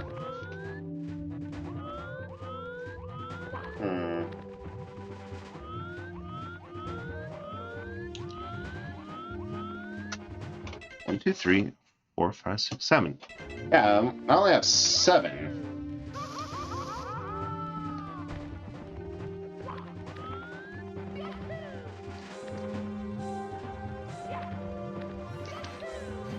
Huh.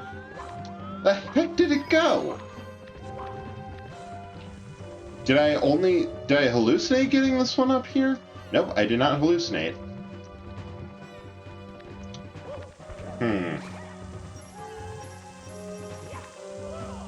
I got the one there. Is it... No?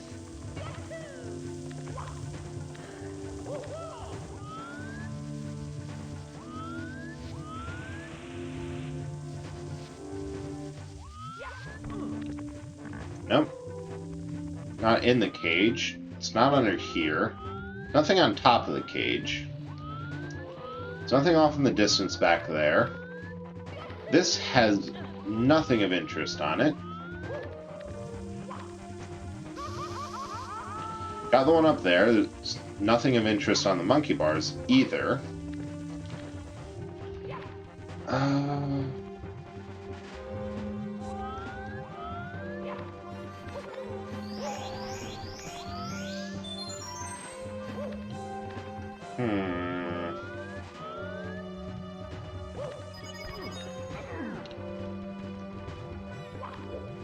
It's not here because I already got the one here.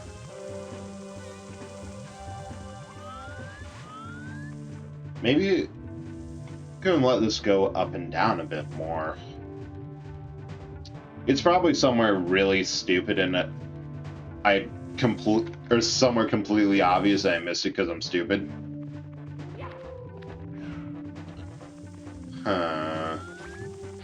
In the corner? What?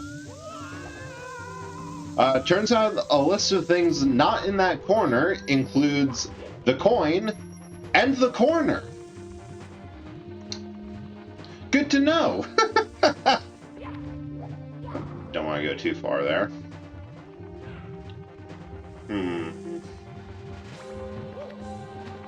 Maybe it's just low on one of these rollers.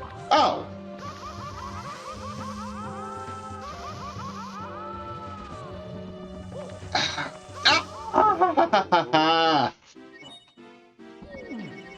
I found the last red coin. And all the fire found me.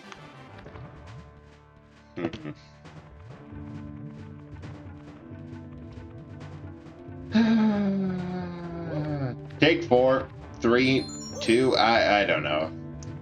We will do this for as long as we need to.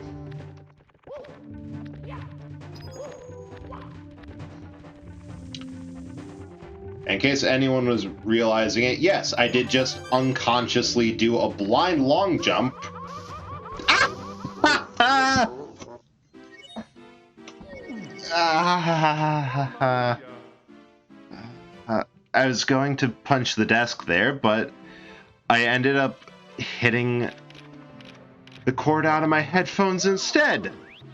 Fun! Alright. Mostly all back connected. Oh. Nope. Technical difficulties are no match.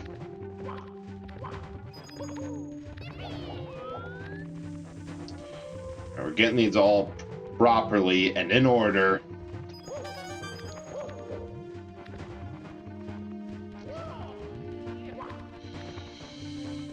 And without burning ourselves to a... I had to speak too soon there. Oh. Wow.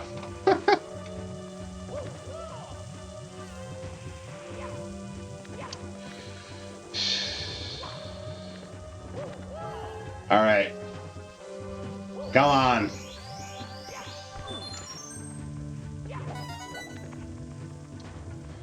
Come on. How did I miss that? I'm falling apart here. No ifs, ands, or buts. This is just sloppy.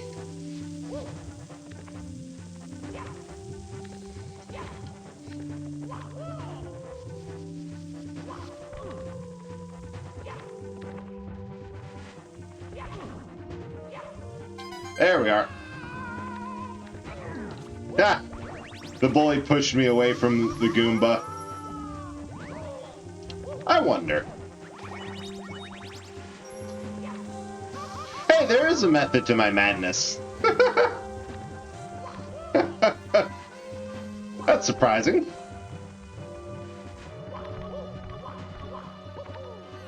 I don't have time for that elevator.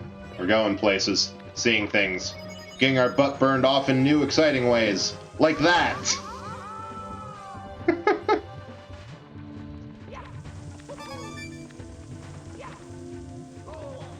Shit, ground pounded.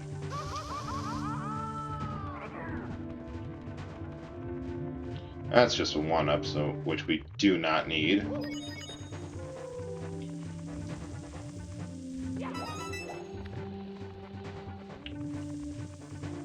And yoink.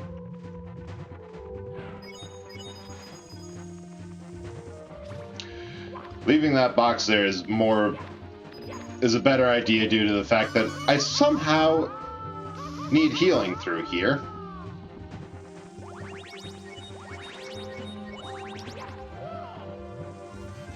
Turn around and... There we go. That's why I thought there was a red coin there, because the star was there. Now I gotta go back through here. Oh! My god, if I was going to get burned to a crisp on that... I might have... I can't say I would have rage quitted. Rage quitted. Rage quat? I went to rage quat the game.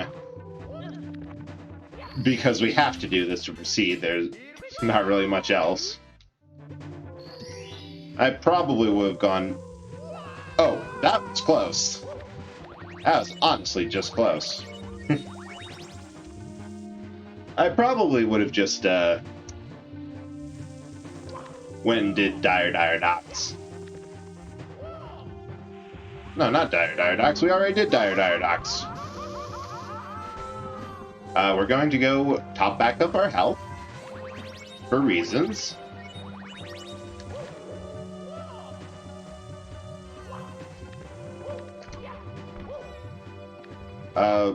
We've done Jolly Roger Bay. Alright, let's do this. Come on, Bowser. Got nothing on me.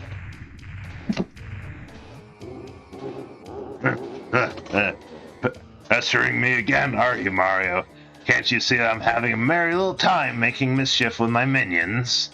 Now return those stars. My troops in the walls need them. Ha ha ha.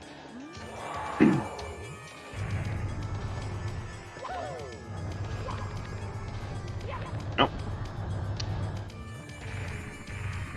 I think I would learn and adjust my default Bowser voice to be something... to be something a little easier on my throat. I have not learned. Oh. It's quick.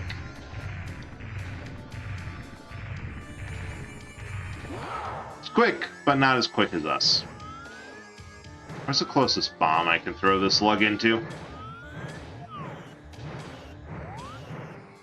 1, 2, 3. So long, Bowser. Nope.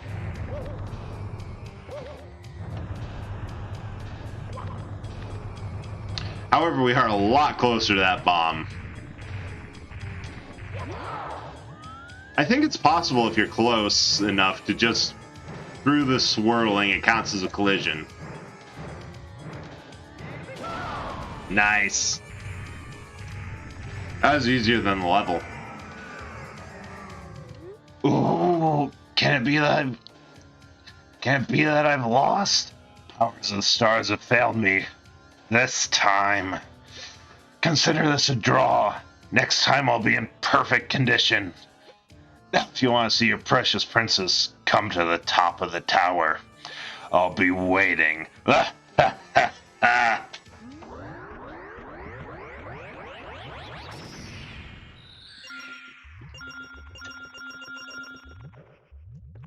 There we are. A little bit of water, and it's like it never even happened. Bowser in the Fire Sea. Clear. And... oh, right, we have 2 more to do in Dire Dire Docks.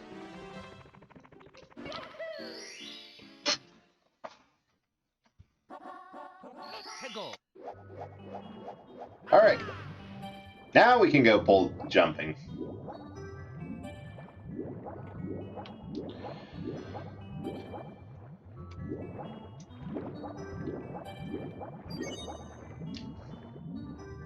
Yeah, it's kind of funny. You only need half of the stars that you have in order to clear the... well, you only need half of the stars you can get to clear the game. About. You need 70 out of 120. The remaining 50 are simply for the joy of getting them. Because 70 opens the top Bowser door. 50 will open the... 50 opens the path to Tick-Tock Clock and Rainbow Ride. And then 70 stops the Endless Stair, which we are 5 away and are actually over if we go back and finish Jolly Roger Bay like I'm planning to.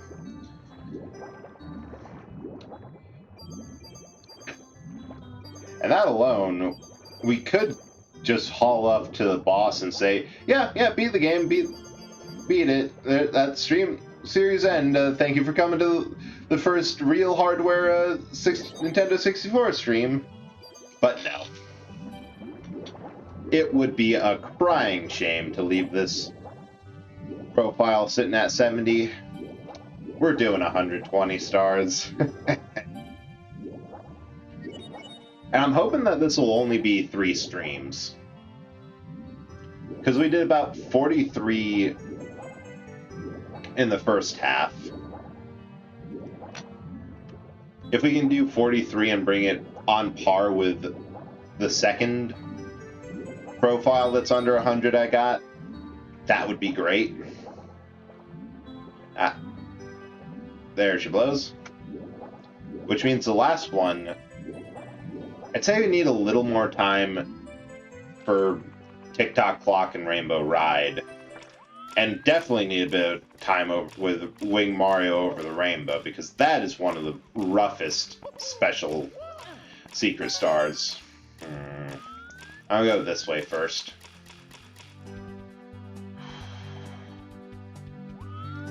Yeah, I don't think I missed anything. I think all the remaining coins are all up here, and that we're going to be getting every coin in the level to get 100.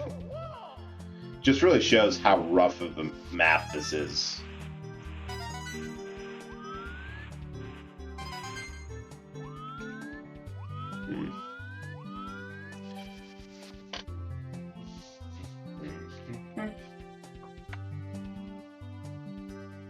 I suppose we have a minute, so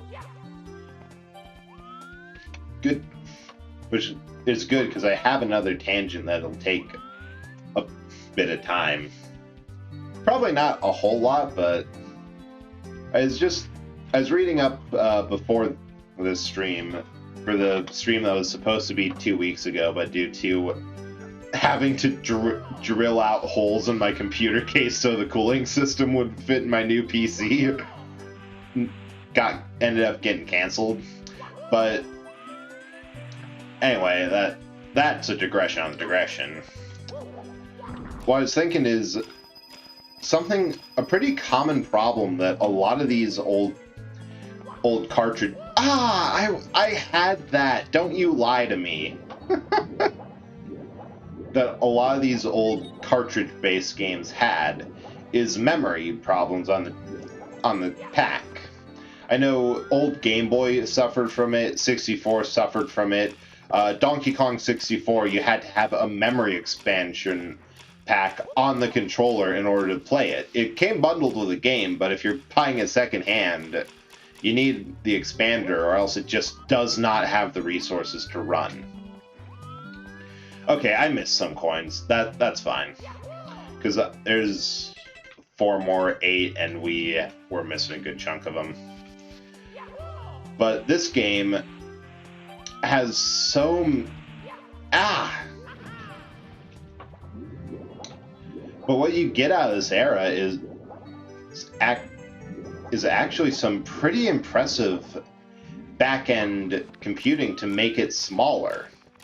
There's a little joke competition that floats around certain circles of programmers where they play golf with computer code.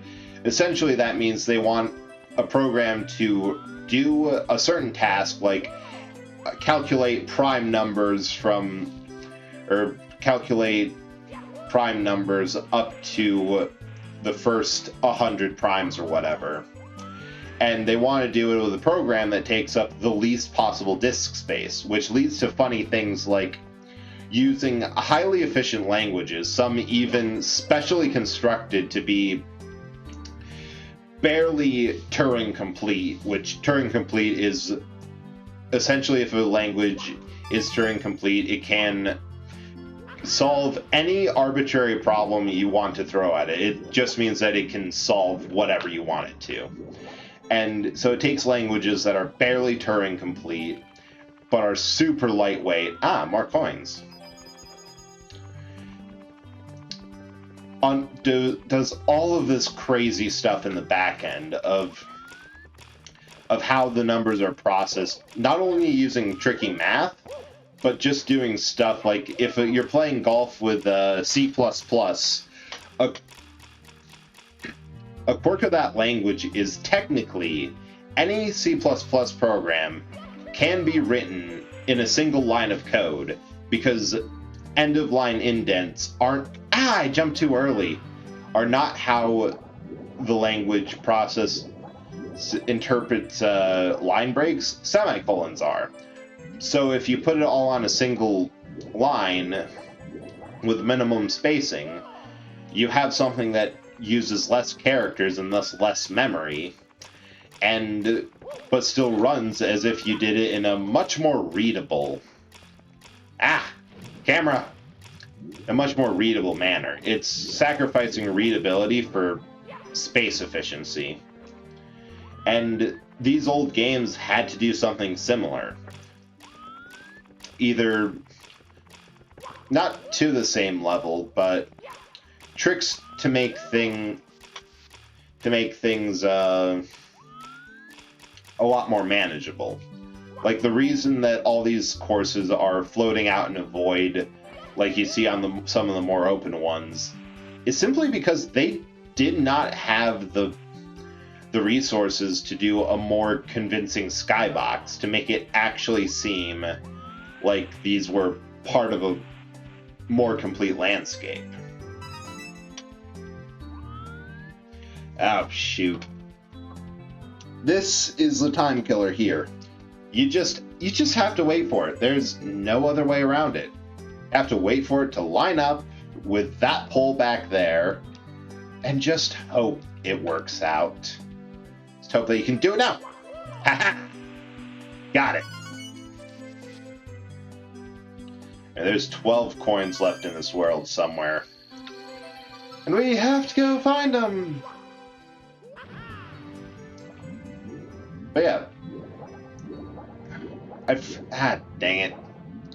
I went on such a long tangent talking it up, and then I realized I kind of forgot how this game achieves it.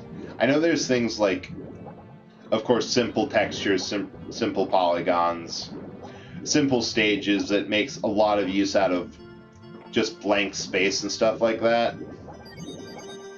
And of course, there's the liminality of the castle. Like, toads only appear when they come near you, so the system isn't using more processing power. As well as splitting things into more discrete load zones. Like Castlevania. Wait, is that the... Okay, that one that void I'm looking at will suck you under. I'm thinking there's a few more points here. But I don't want to get too close at 96 out. There they blow. Yeah, that is a powerful suction. Okay, now all we have to do is hands off the controller for a minute and... Nope, swim.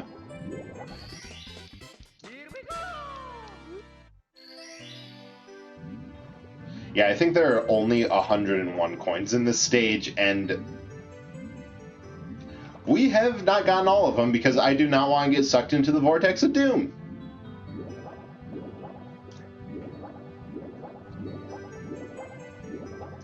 There.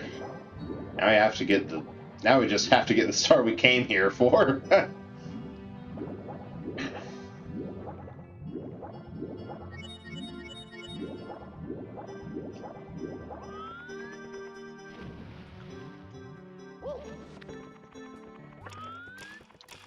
Just hop, skip, and pull right away. Nope. Not that hop.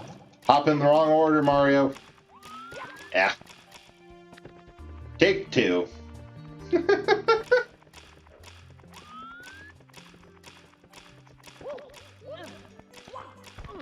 Nope. Mm-hmm. Perfect. And we never have to set foot in this course again. Ain't it lovely? Hold jumping for red coins. So, Dire Ducks, Gypsy Sandland, Leaf Lava, Haze Maze. Yeah, all we have to do is Jolly Roger Bay. And also, somehow I forgot to get to collect the 100 coin star in Bomb Battlefield, despite having 100 coins. I'm just doing that off stream at some point when I remember, because I don't really want to do that again. Nope.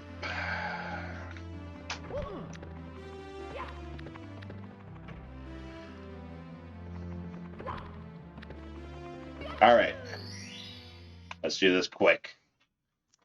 Can the eel come out to play? Ugh. I feel I can't say this enough, but anyone with thalassophobia, you are free to leave. Like, this level is bad with with that sort of thing. So if you have issues with big things lurking in deep, dark water, it's no shame in that. Because for this, we have to go right up to that eel and get it tagged. Ain't it grand? And, oh. Base tracking was weird. So he'll swap out of there.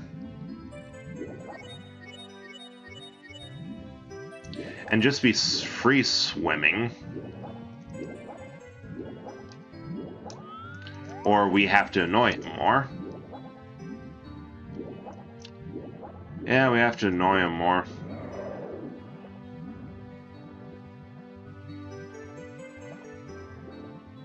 There you go. Come on. And the star's attached to his tail, which then detaches from his tail. Yeah, anyone who thought that the eel... Oh, God, where is it? Where? Abort. Ah! No! Anyone who didn't like the eel from first blush, for whatever reason, they thought this was... It was a good idea to have you get very close to it several times. Yep.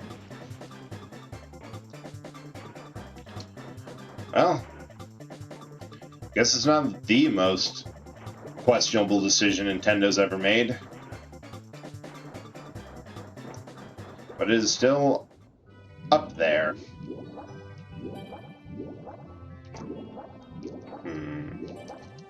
Alright. Alright, eel face. Round 2, and this time I ain't drowning.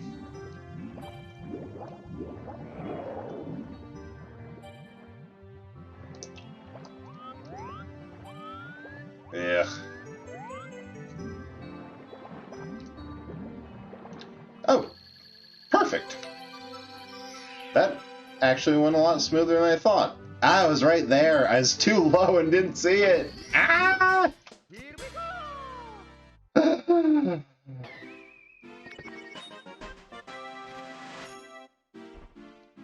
Next.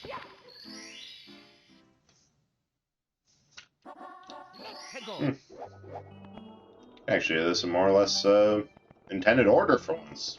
That's pretty good. Oh, there's the bomb.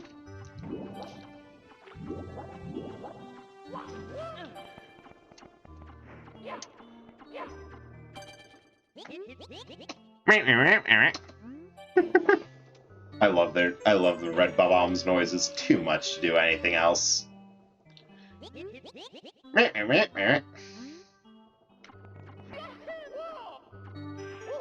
And with that, our plans of doing things in order disappear into thin air, just like we will.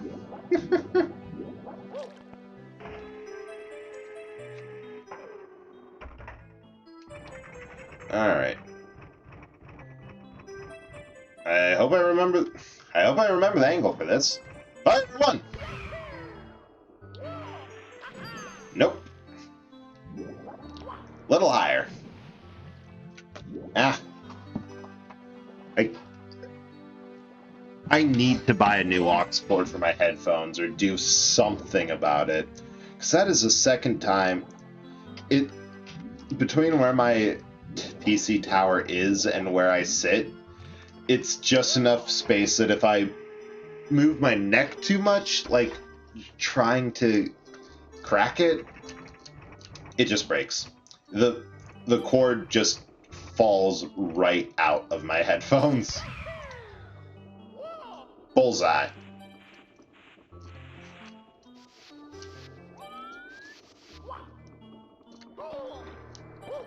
Aha! Right on target. Got that first try. No second attempts. Amazing. I was gonna laugh if it told me I got a high score with that.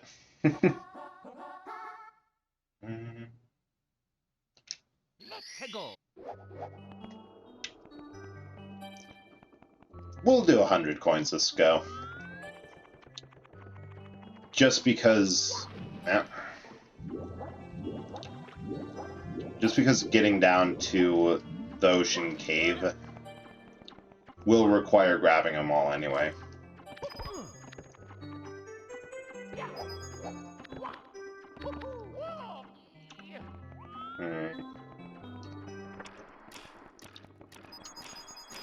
Or not grabbing them all, we don't need to do that. Getting close, getting into the ocean cave gets us right where we should be for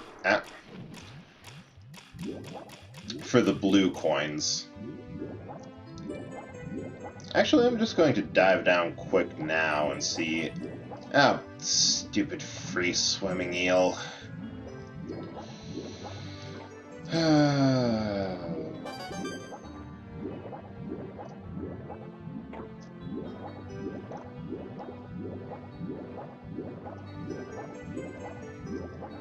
Yeah, because that's the cave there.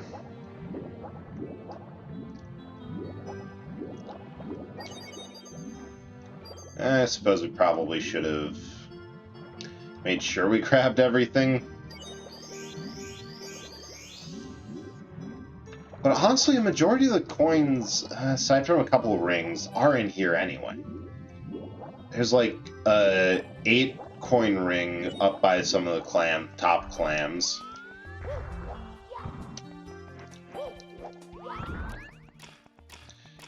And also, for the record, we are just ignoring that this is not how water pressure works.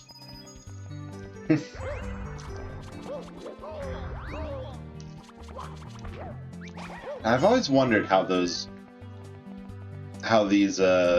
pillars knew when to fall on us. They were waiting, watching, lurking. And now they have their revenge. Just so I know the code. 1, 2, 3, 4. Peace. We'll see how many of the 8 red coins we actually need. If we get beforehand, we'll just swim on back down and grab this one. If we're 7 out of 8 and on the ship with the last one, may as well go for them all.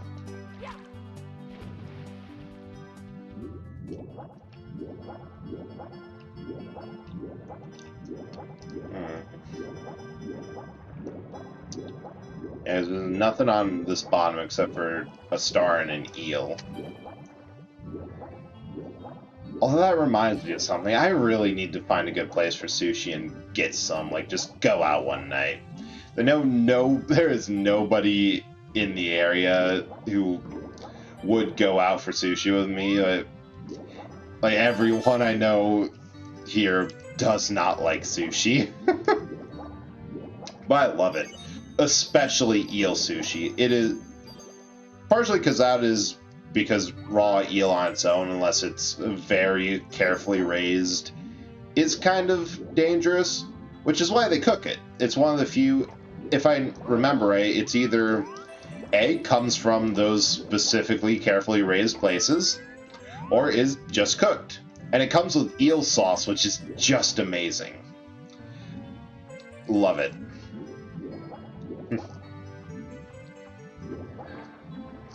Although I've been told that I also have a fondness for some of the just plain weirder types of sushi that nobody else really likes. Like, I love squid sushi, despite people saying, it pops too much. It's too rubbery. I don't like it. And also, fish egg sushi? Absolutely incredible.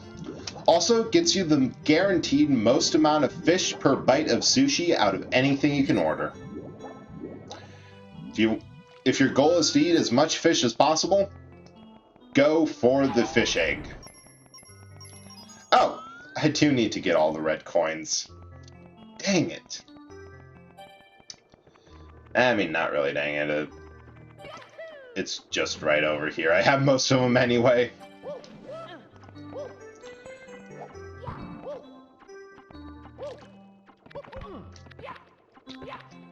Come on. Get up there, you. There we are. Yeah, because we got the coins here. Which means the last ones are red coins. I want the... Rude? I want the one on the bow first, because I think that'll be the easiest to... Nah. I lied.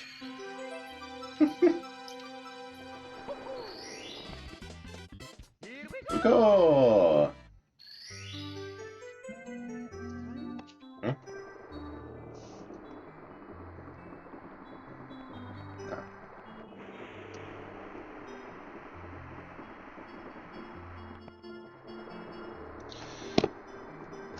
This one should be the last one. 7. Eh. Oh, where's the last one go? Oh, I remember where it's at. I'd be a lot more disappointed if this didn't mean I get... If this meant I didn't get to shoot myself out of a cannon again. To the blasting box!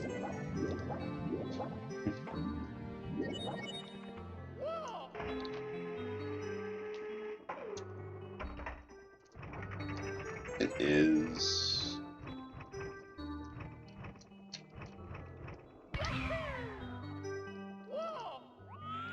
Wait. That ain't it. Oh. Right theory, wrong poll.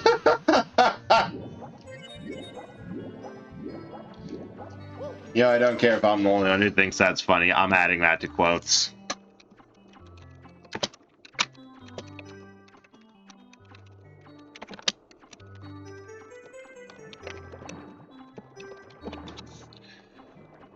Oh, wait, no.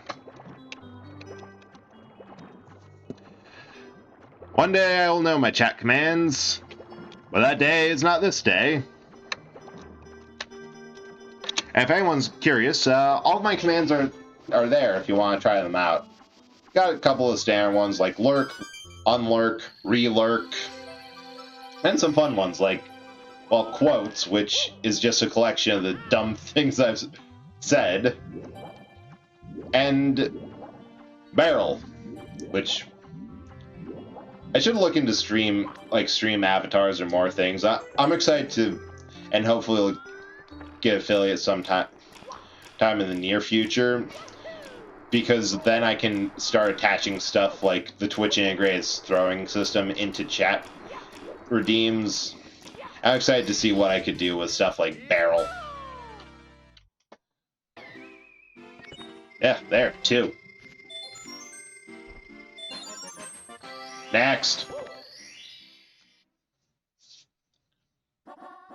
Treasure of the Ocean Cave.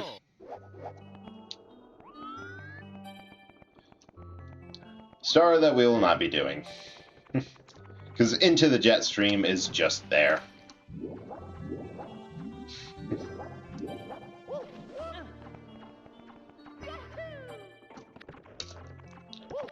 Got 19 lives. There. Oh. Oh, saved it. I forgot. I need this hat.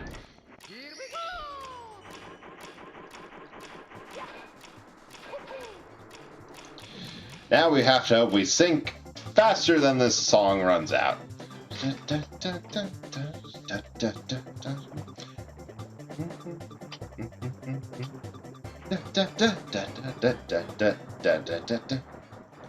Nope. Wait. Yeah, normally what I do is that I try to time the jump off from the cap up there to be optimal time to get into the jet stream. I've been forgetting that this cap exists, mostly because it's more out of the way than the other one, and the other method works. Just hopefully this works a little better.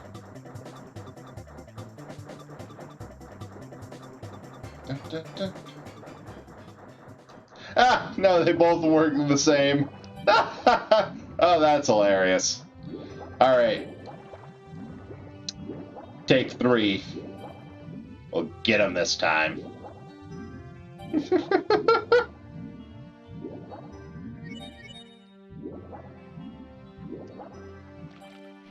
Oh.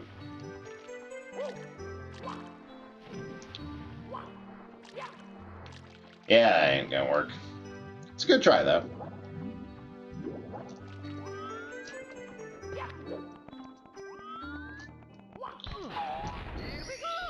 Need a hat, a long jump, and a good amount of luck. Probably. I think I have to do the long jump off of the end of that. I don't think we're gonna get it here. Oh! I was wrong! Love that for me. Incredible. Incredible.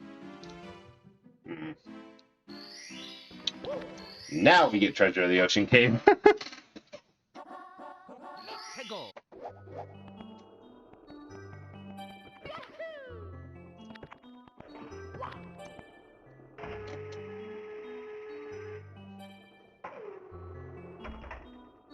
Good enough. Oh my god! I didn't realize the default position was direct on the ship. Oh, that's incredible. Alright, back to the cave. To the cave, to the cave, to the cave, to the cave, to the cave, to the cave, to the cave, to the cave, to the cave, to the cave, cave, cave, cave, to the cave, cave, cave. What the hell? There. And after this, we will have completed Jolly Roger Bay with no people losing their lunch. Which is a sore sight more that...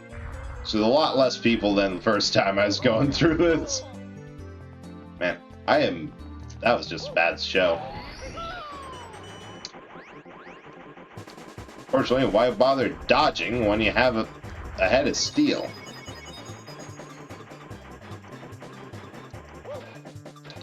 Back. Left. Right. 4.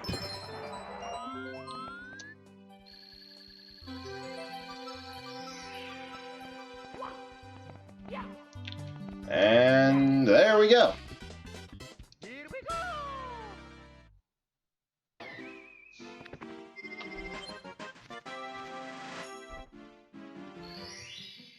Hang on. So we should have 74. Womp's Fortress, Jolly Roger Bay, Cool Cool Mountain, Big Loose Pond, Haze Main, Blue Shift, and Dire Docks. 11 secret stars. Let me just make sure, because I thought it was possible to... get enough stars to open the top door. Actually, wait. Maybe we have enough to get to the final boss. Another thing, there's just nothing there. The way the world is connected, that is all you need to get up there.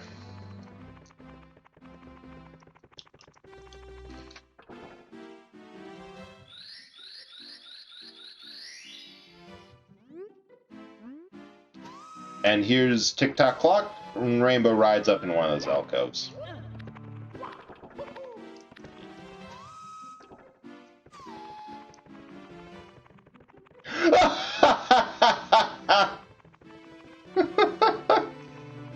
And here's the final boss world. Yeah. There are enough stars that you don't even need to get all of them from the lower stars, from the lower levels, to get all the way up there. Almost like 40% of the stars are optional. But we'd be missing out on all these levels. And I love Wet Dry World for its gimmick. Because depending on how high you jump into the painting, the water level changes. And how they do that's genius. So the paintings, of course, are essentially areas with nothing actually loaded, or with no collision detection. They're a texture applied to a box that you can pass through, and there's a check to see how close you are, and that starts it rippling. But and behind that, there's also a trigger called a loading zone, where normally when you run into that, the game realizes, oh, they hit a loading zone. We have to load the thing that zone is connected to. Wet Dry World has 3 loading zones in its area, in its painting. The lower, mid, and high. High is the one we just jumped into, where the loading zone is set to... Oh, you can mix caps here. Where the loading zone is set to load the world. You shouldn't, because we really have to drain the water here, too. Where the world is set to drain, or set to fill with water to the point that you saw. Which lets us get into this area, which is called Downtown. It took me forever to realize that was a gimmick, because I normally did a regular jump into the painting, which just got us to the standard fill, which is about halfway. And then if you do an absolutely pathetic jump into it... How do I... Ah, there we are. Pathetic jump up into there. It's about this... The water height is about where we are now. About up to Mario's waist. There we are. Oh! Quick race through downtown. I forgot the gimmick there. I'll do a low fill next. I forgot the gimmick there. What you're supposed to do is supposed to hit a trigger on the other side of downtown, grab the invisibility cap beforehand to race through the walls like I did, and then there's a box conjured like the ones in Dire Dire Docks that will let you just skip it or hop up there instead of the complicated jump I ended up pulling off.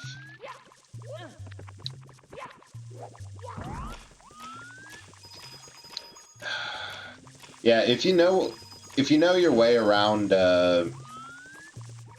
how jumps are set up and your mobility, it's a little bit awkward because it's a Nintendo 64 controller. These things, the joystick is just a little bit better than your run-of-the-mill D-pad. Just by a bit.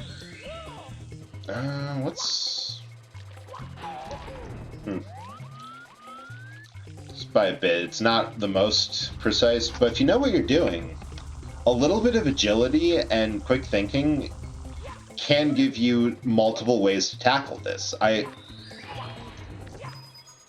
really think that this kind of style of figure out the best way to tackle the problem is better emulated in Legend of Zelda Breath of the Wild for their shrine puzzles and movements of here's some basic tools and fully modeled physics. Have fun, and however you do it is valid.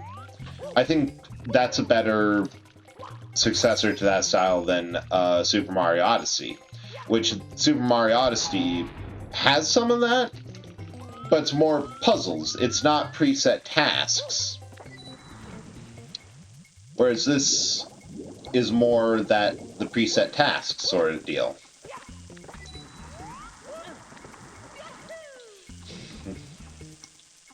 Whereas I mean, the puzzles in Super Mario Odyssey are still fantastic. I do love them.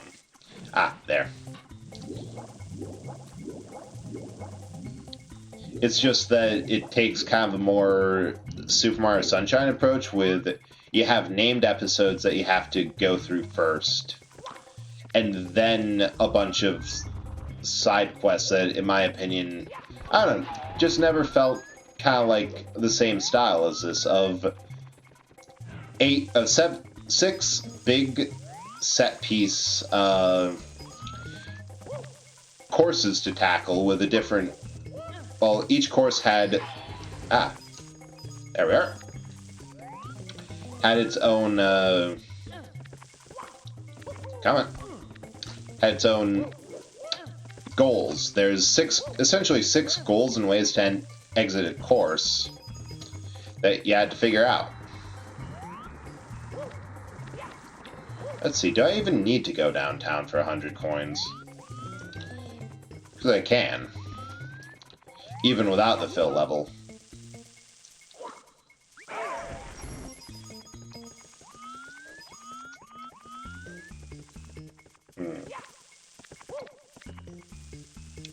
Yeah, this is just easier to... It's just easier to crawl along here. There's no two ways about it. Even... Yeah, because that happens if you don't crawl. Hang on, I need a bit lower than that for water level. Oh, here's the bomb.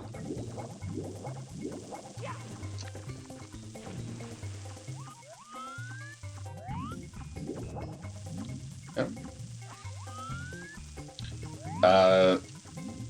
I have totally forgotten what I was talking about. Oh, dang it, I need high fill to get there. I'd increment the tangent counter, but I forgot to de-increment it. Oh, right, game design. Yeah, no, I feel that Super Mario Odyssey had more of sunshine in it and galaxy in its inception, while taking bits and pieces from 64 and Collectathon and putting a new spin on it. That's largely its own thing.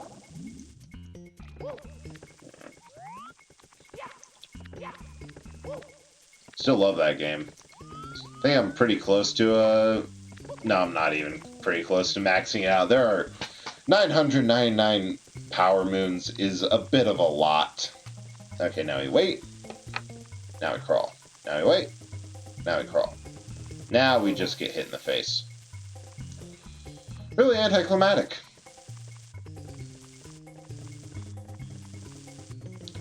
God. It's just that there's... Oh. So there's just no good camera angle. Immediately finds a better camera angle. Whee! Oh. That was not what was intended. Shoot.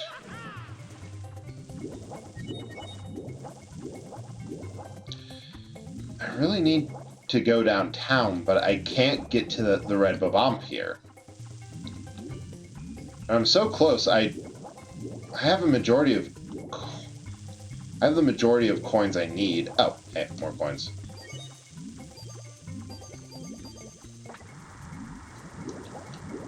Oh, right. There should be enough... Oh, there's actually enough... I think there's enough coins. Yeah, we can get the full 100 and then get that star we stumbled across. Perfect.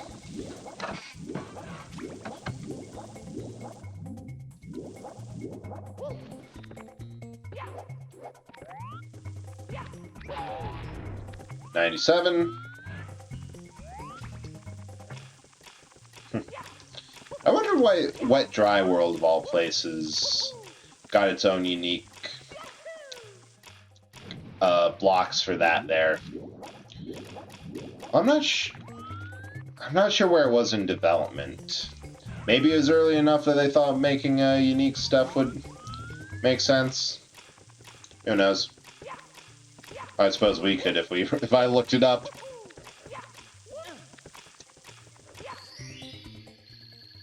Oh, we'll get that star instead. There's a lot of coins in Wet Dry World, and that is almost out of reach. Here we go!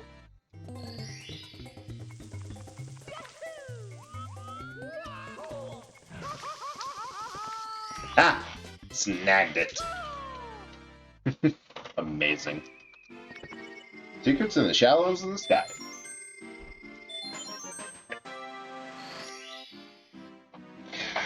We'll be on track to finish this in 3 streams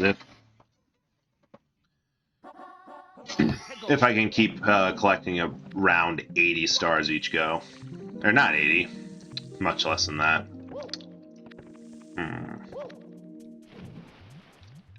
If I can keep collecting 40 stars a stream, which we're on track, we're basically there.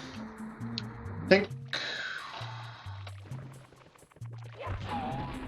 Thinking given the time, we can definitely clear Wet Dry World. Definitely clear. We just have a couple more that are pretty easy to get. And then we've gotten everything. I think I'll start either Tiny Huge Island or Snowman's Land. No. Ah, you stupid. Ah, you two. Alright. Get one try to get back in my good graces, and then I'm yanking your key. There we are. A comedy of errors, but I'm exactly where I want to be.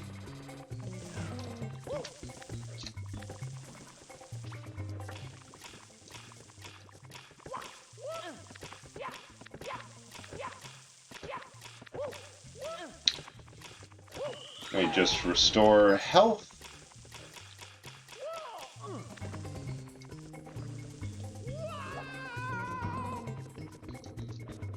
That waits for not as long as you think, but long enough to snag on. Oh! Yeah, that's speaking of how earlier how they have to squish stuff on the disc. The one thing they do that's absolutely genius, they reuse music. A lot of the tracks and voices and sound effects are differently pitched. So there's a bit of original music here, but wait for it. I think I might have to lower the water level. There's a riff in the background. Dun dun dun dun. Dun dun. Yeah, you can kind of hear it now. Dun dun dun. Yeah.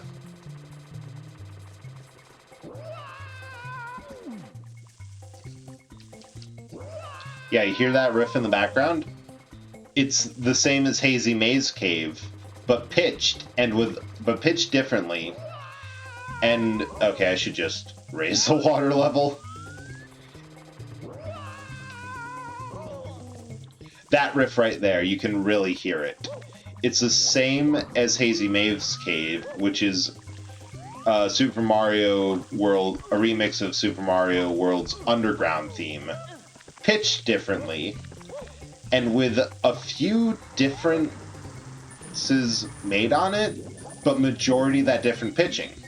And they did that because you have to store a new song on here, on the cartridge. But once that song's on here, all you have to do to make something new is adjust the pitching. That's it.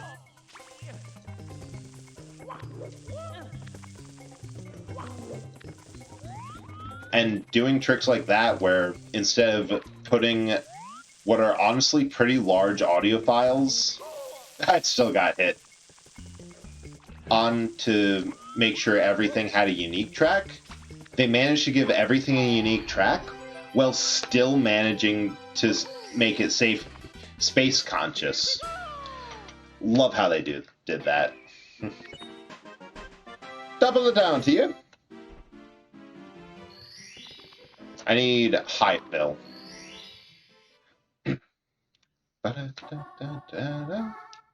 What's pickle? Need this in order to get the cannon.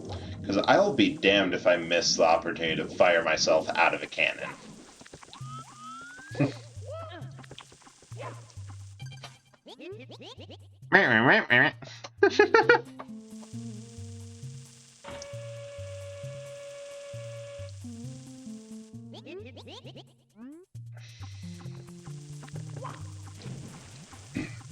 Because I also want to talk about the skybox of this map.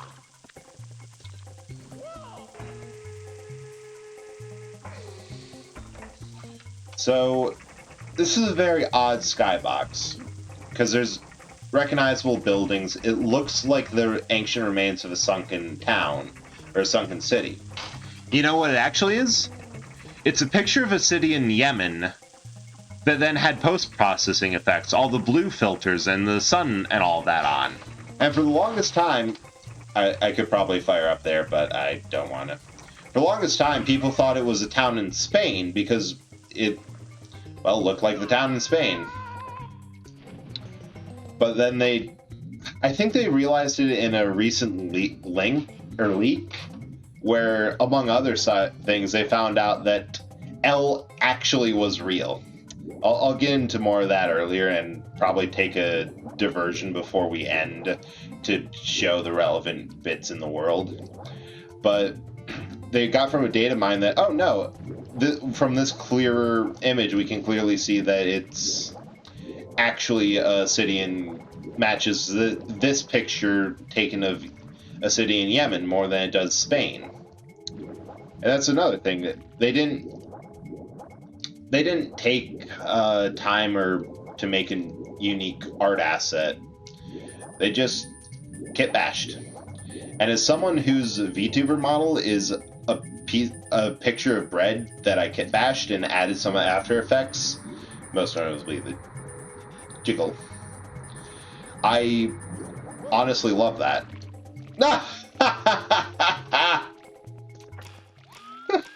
I am almost dead. Yeah, no, this is how we were supposed to get that star. There's a box in there that we'd have to get in fast enough, but a wall jump works. As seen in the early star, in a long time ago, wall kicks will work. And really, wall kick, if anyone's picking up this game on like the Switch Online or wherever, I highly recommend learning how to abuse wall kicks. It just opens it up so much more, and it's amazing.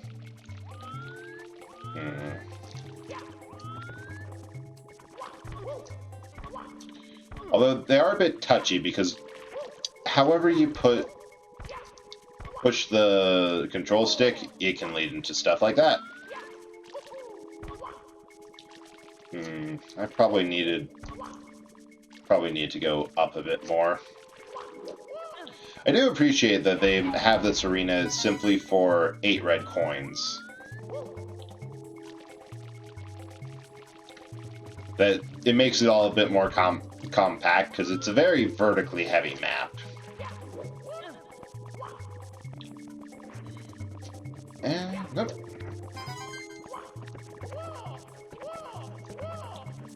Oh my god.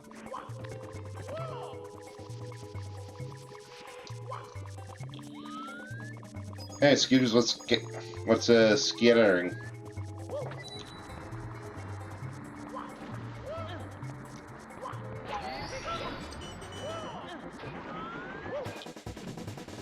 Oh. No, I think I made a mistake there. Yeah, I still can't punch underwater. Which is why I need for the ones on the rooftop. Where's that house? I think, yeah, it's back here.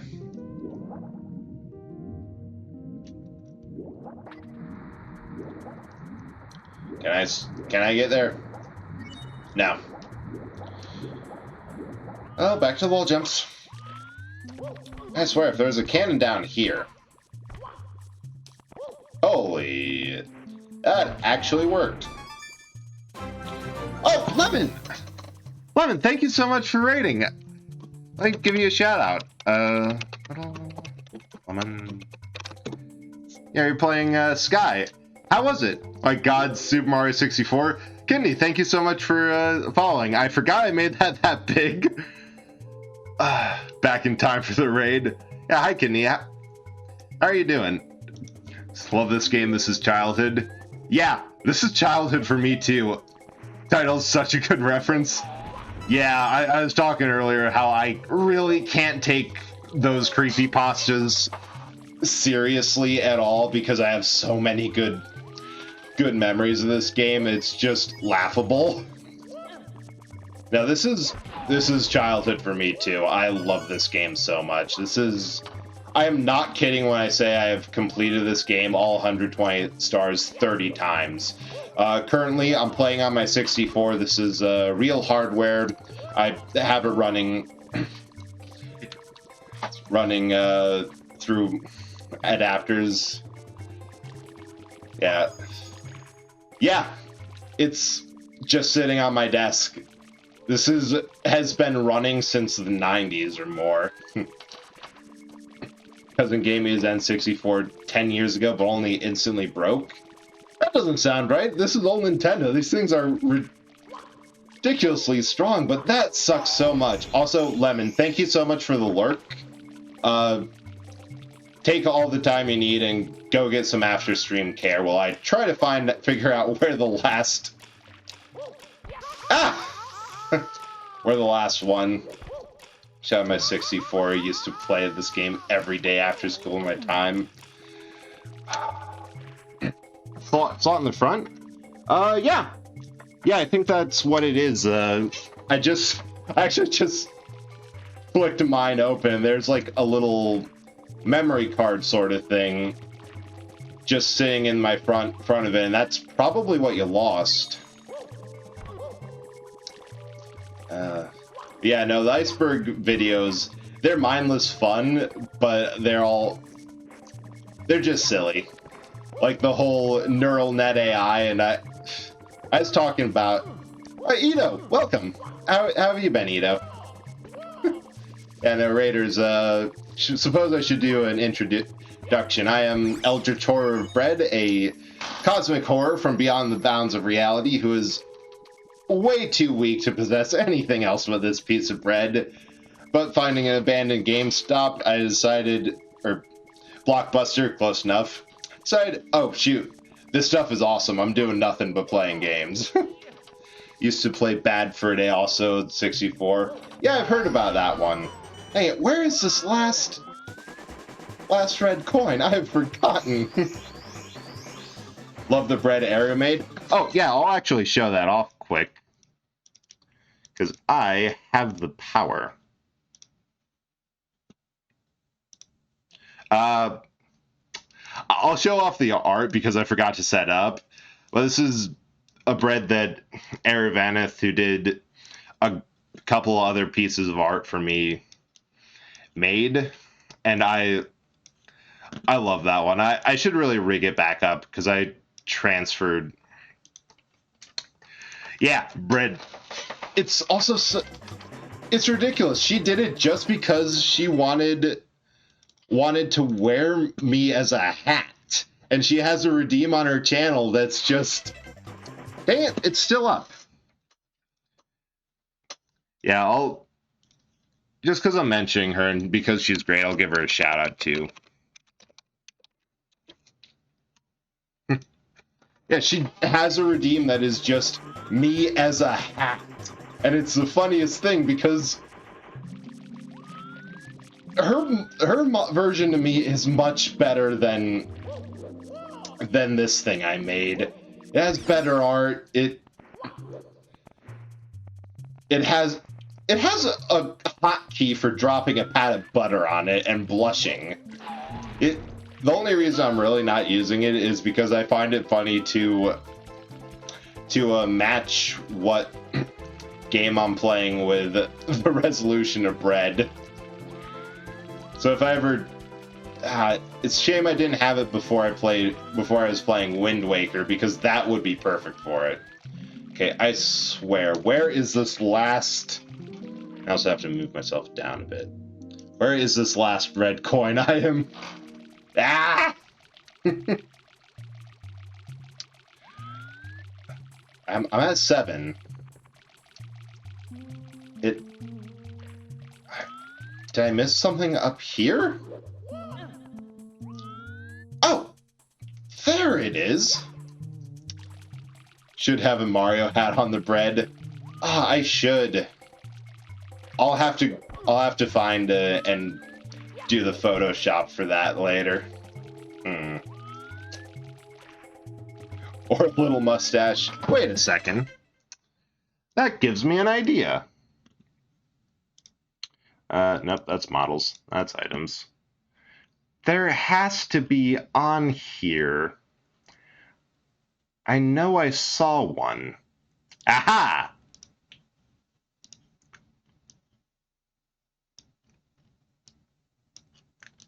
It's a me. There we go. I have been mustached. Oh, now we're cooking with peanut oil. Shoot, how do I get up here? I think I'm going to have to raise the water level, or...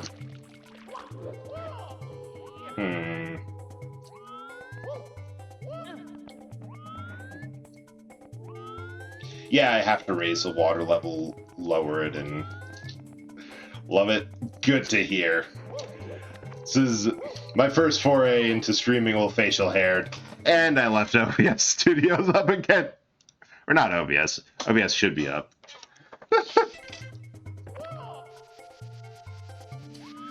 Yeah. Now, going off of being distracted yet again, I also should mention that oh, that's how I get up there. Oh, no. I also stream primarily retro games, but not opposed to doing the occasional more modern game. It's just a matter of actually getting them and remembering to do all the hookup. Ah.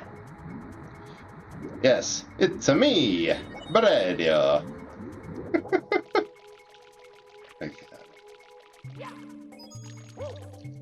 Alright, figured it out. Gotta raise the water level.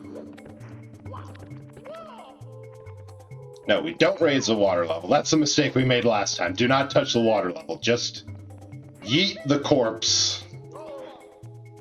And finally, yes!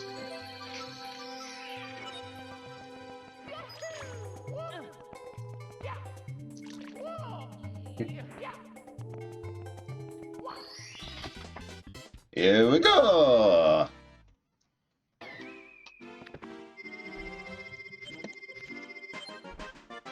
That took an embarrassingly long time. Talking arrow lifts. Oh. Whereas this one's going to take absolutely no time in comparison.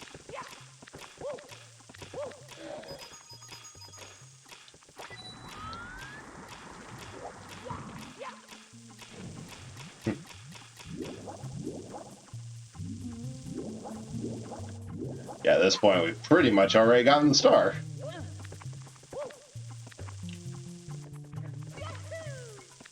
Because we have.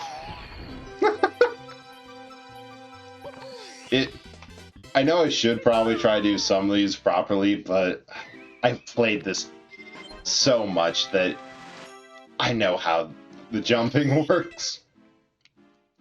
Hey, that's Wet Dry World. And, actually, kind of feel a bit bad because you guys just showed up here, but it is 10 o'clock, for me. It's a bit late, and I unfortunately do have to wake up for work tomorrow to sustain this habit of mine. But just thank you guys so much for showing up. Thank you so much for the raid, Lemon, and for all the follows. I appreciate it so much, and this was a blast. I'll be back same time, 7:30 CST this Thursday to pick up on Castlevania Symphony of the Night. And thanks for the stream. Thank you so much for coming along and chatting. It means so much. But we do have a raid, and looking at the people, I think I got one who. So raid Proper Darling. She is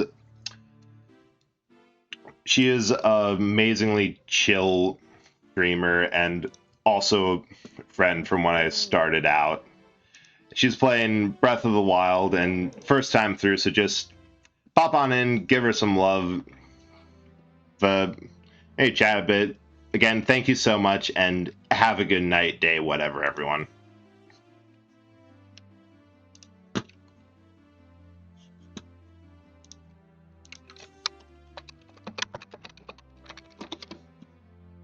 So, Brad, thank you so much for the kind rate of 5. How was your stream? I was able to vibe a little bit earlier when I was still updating stuff and hoping it wouldn't storm. But you were playing like Mario, right? Alja Cora of Brad. Right now I'm on Vamado. Belmont's work. You all right up to Dracula and punch him in the face. Also, thank you, Kenny Merchant, for following. Interesting name, by the way. But I hope that you all had a good time. You kept up the pacing of 80 stars. Good job! I was able to shoot down cannons, even though I whiffed a lot of my arrows. And I'm trying to figure out how to open this gate down here. I'm not sure if it's on this side or not. But the music started swelling, so I'm a little nervous. Hopefully I'm being a good hero.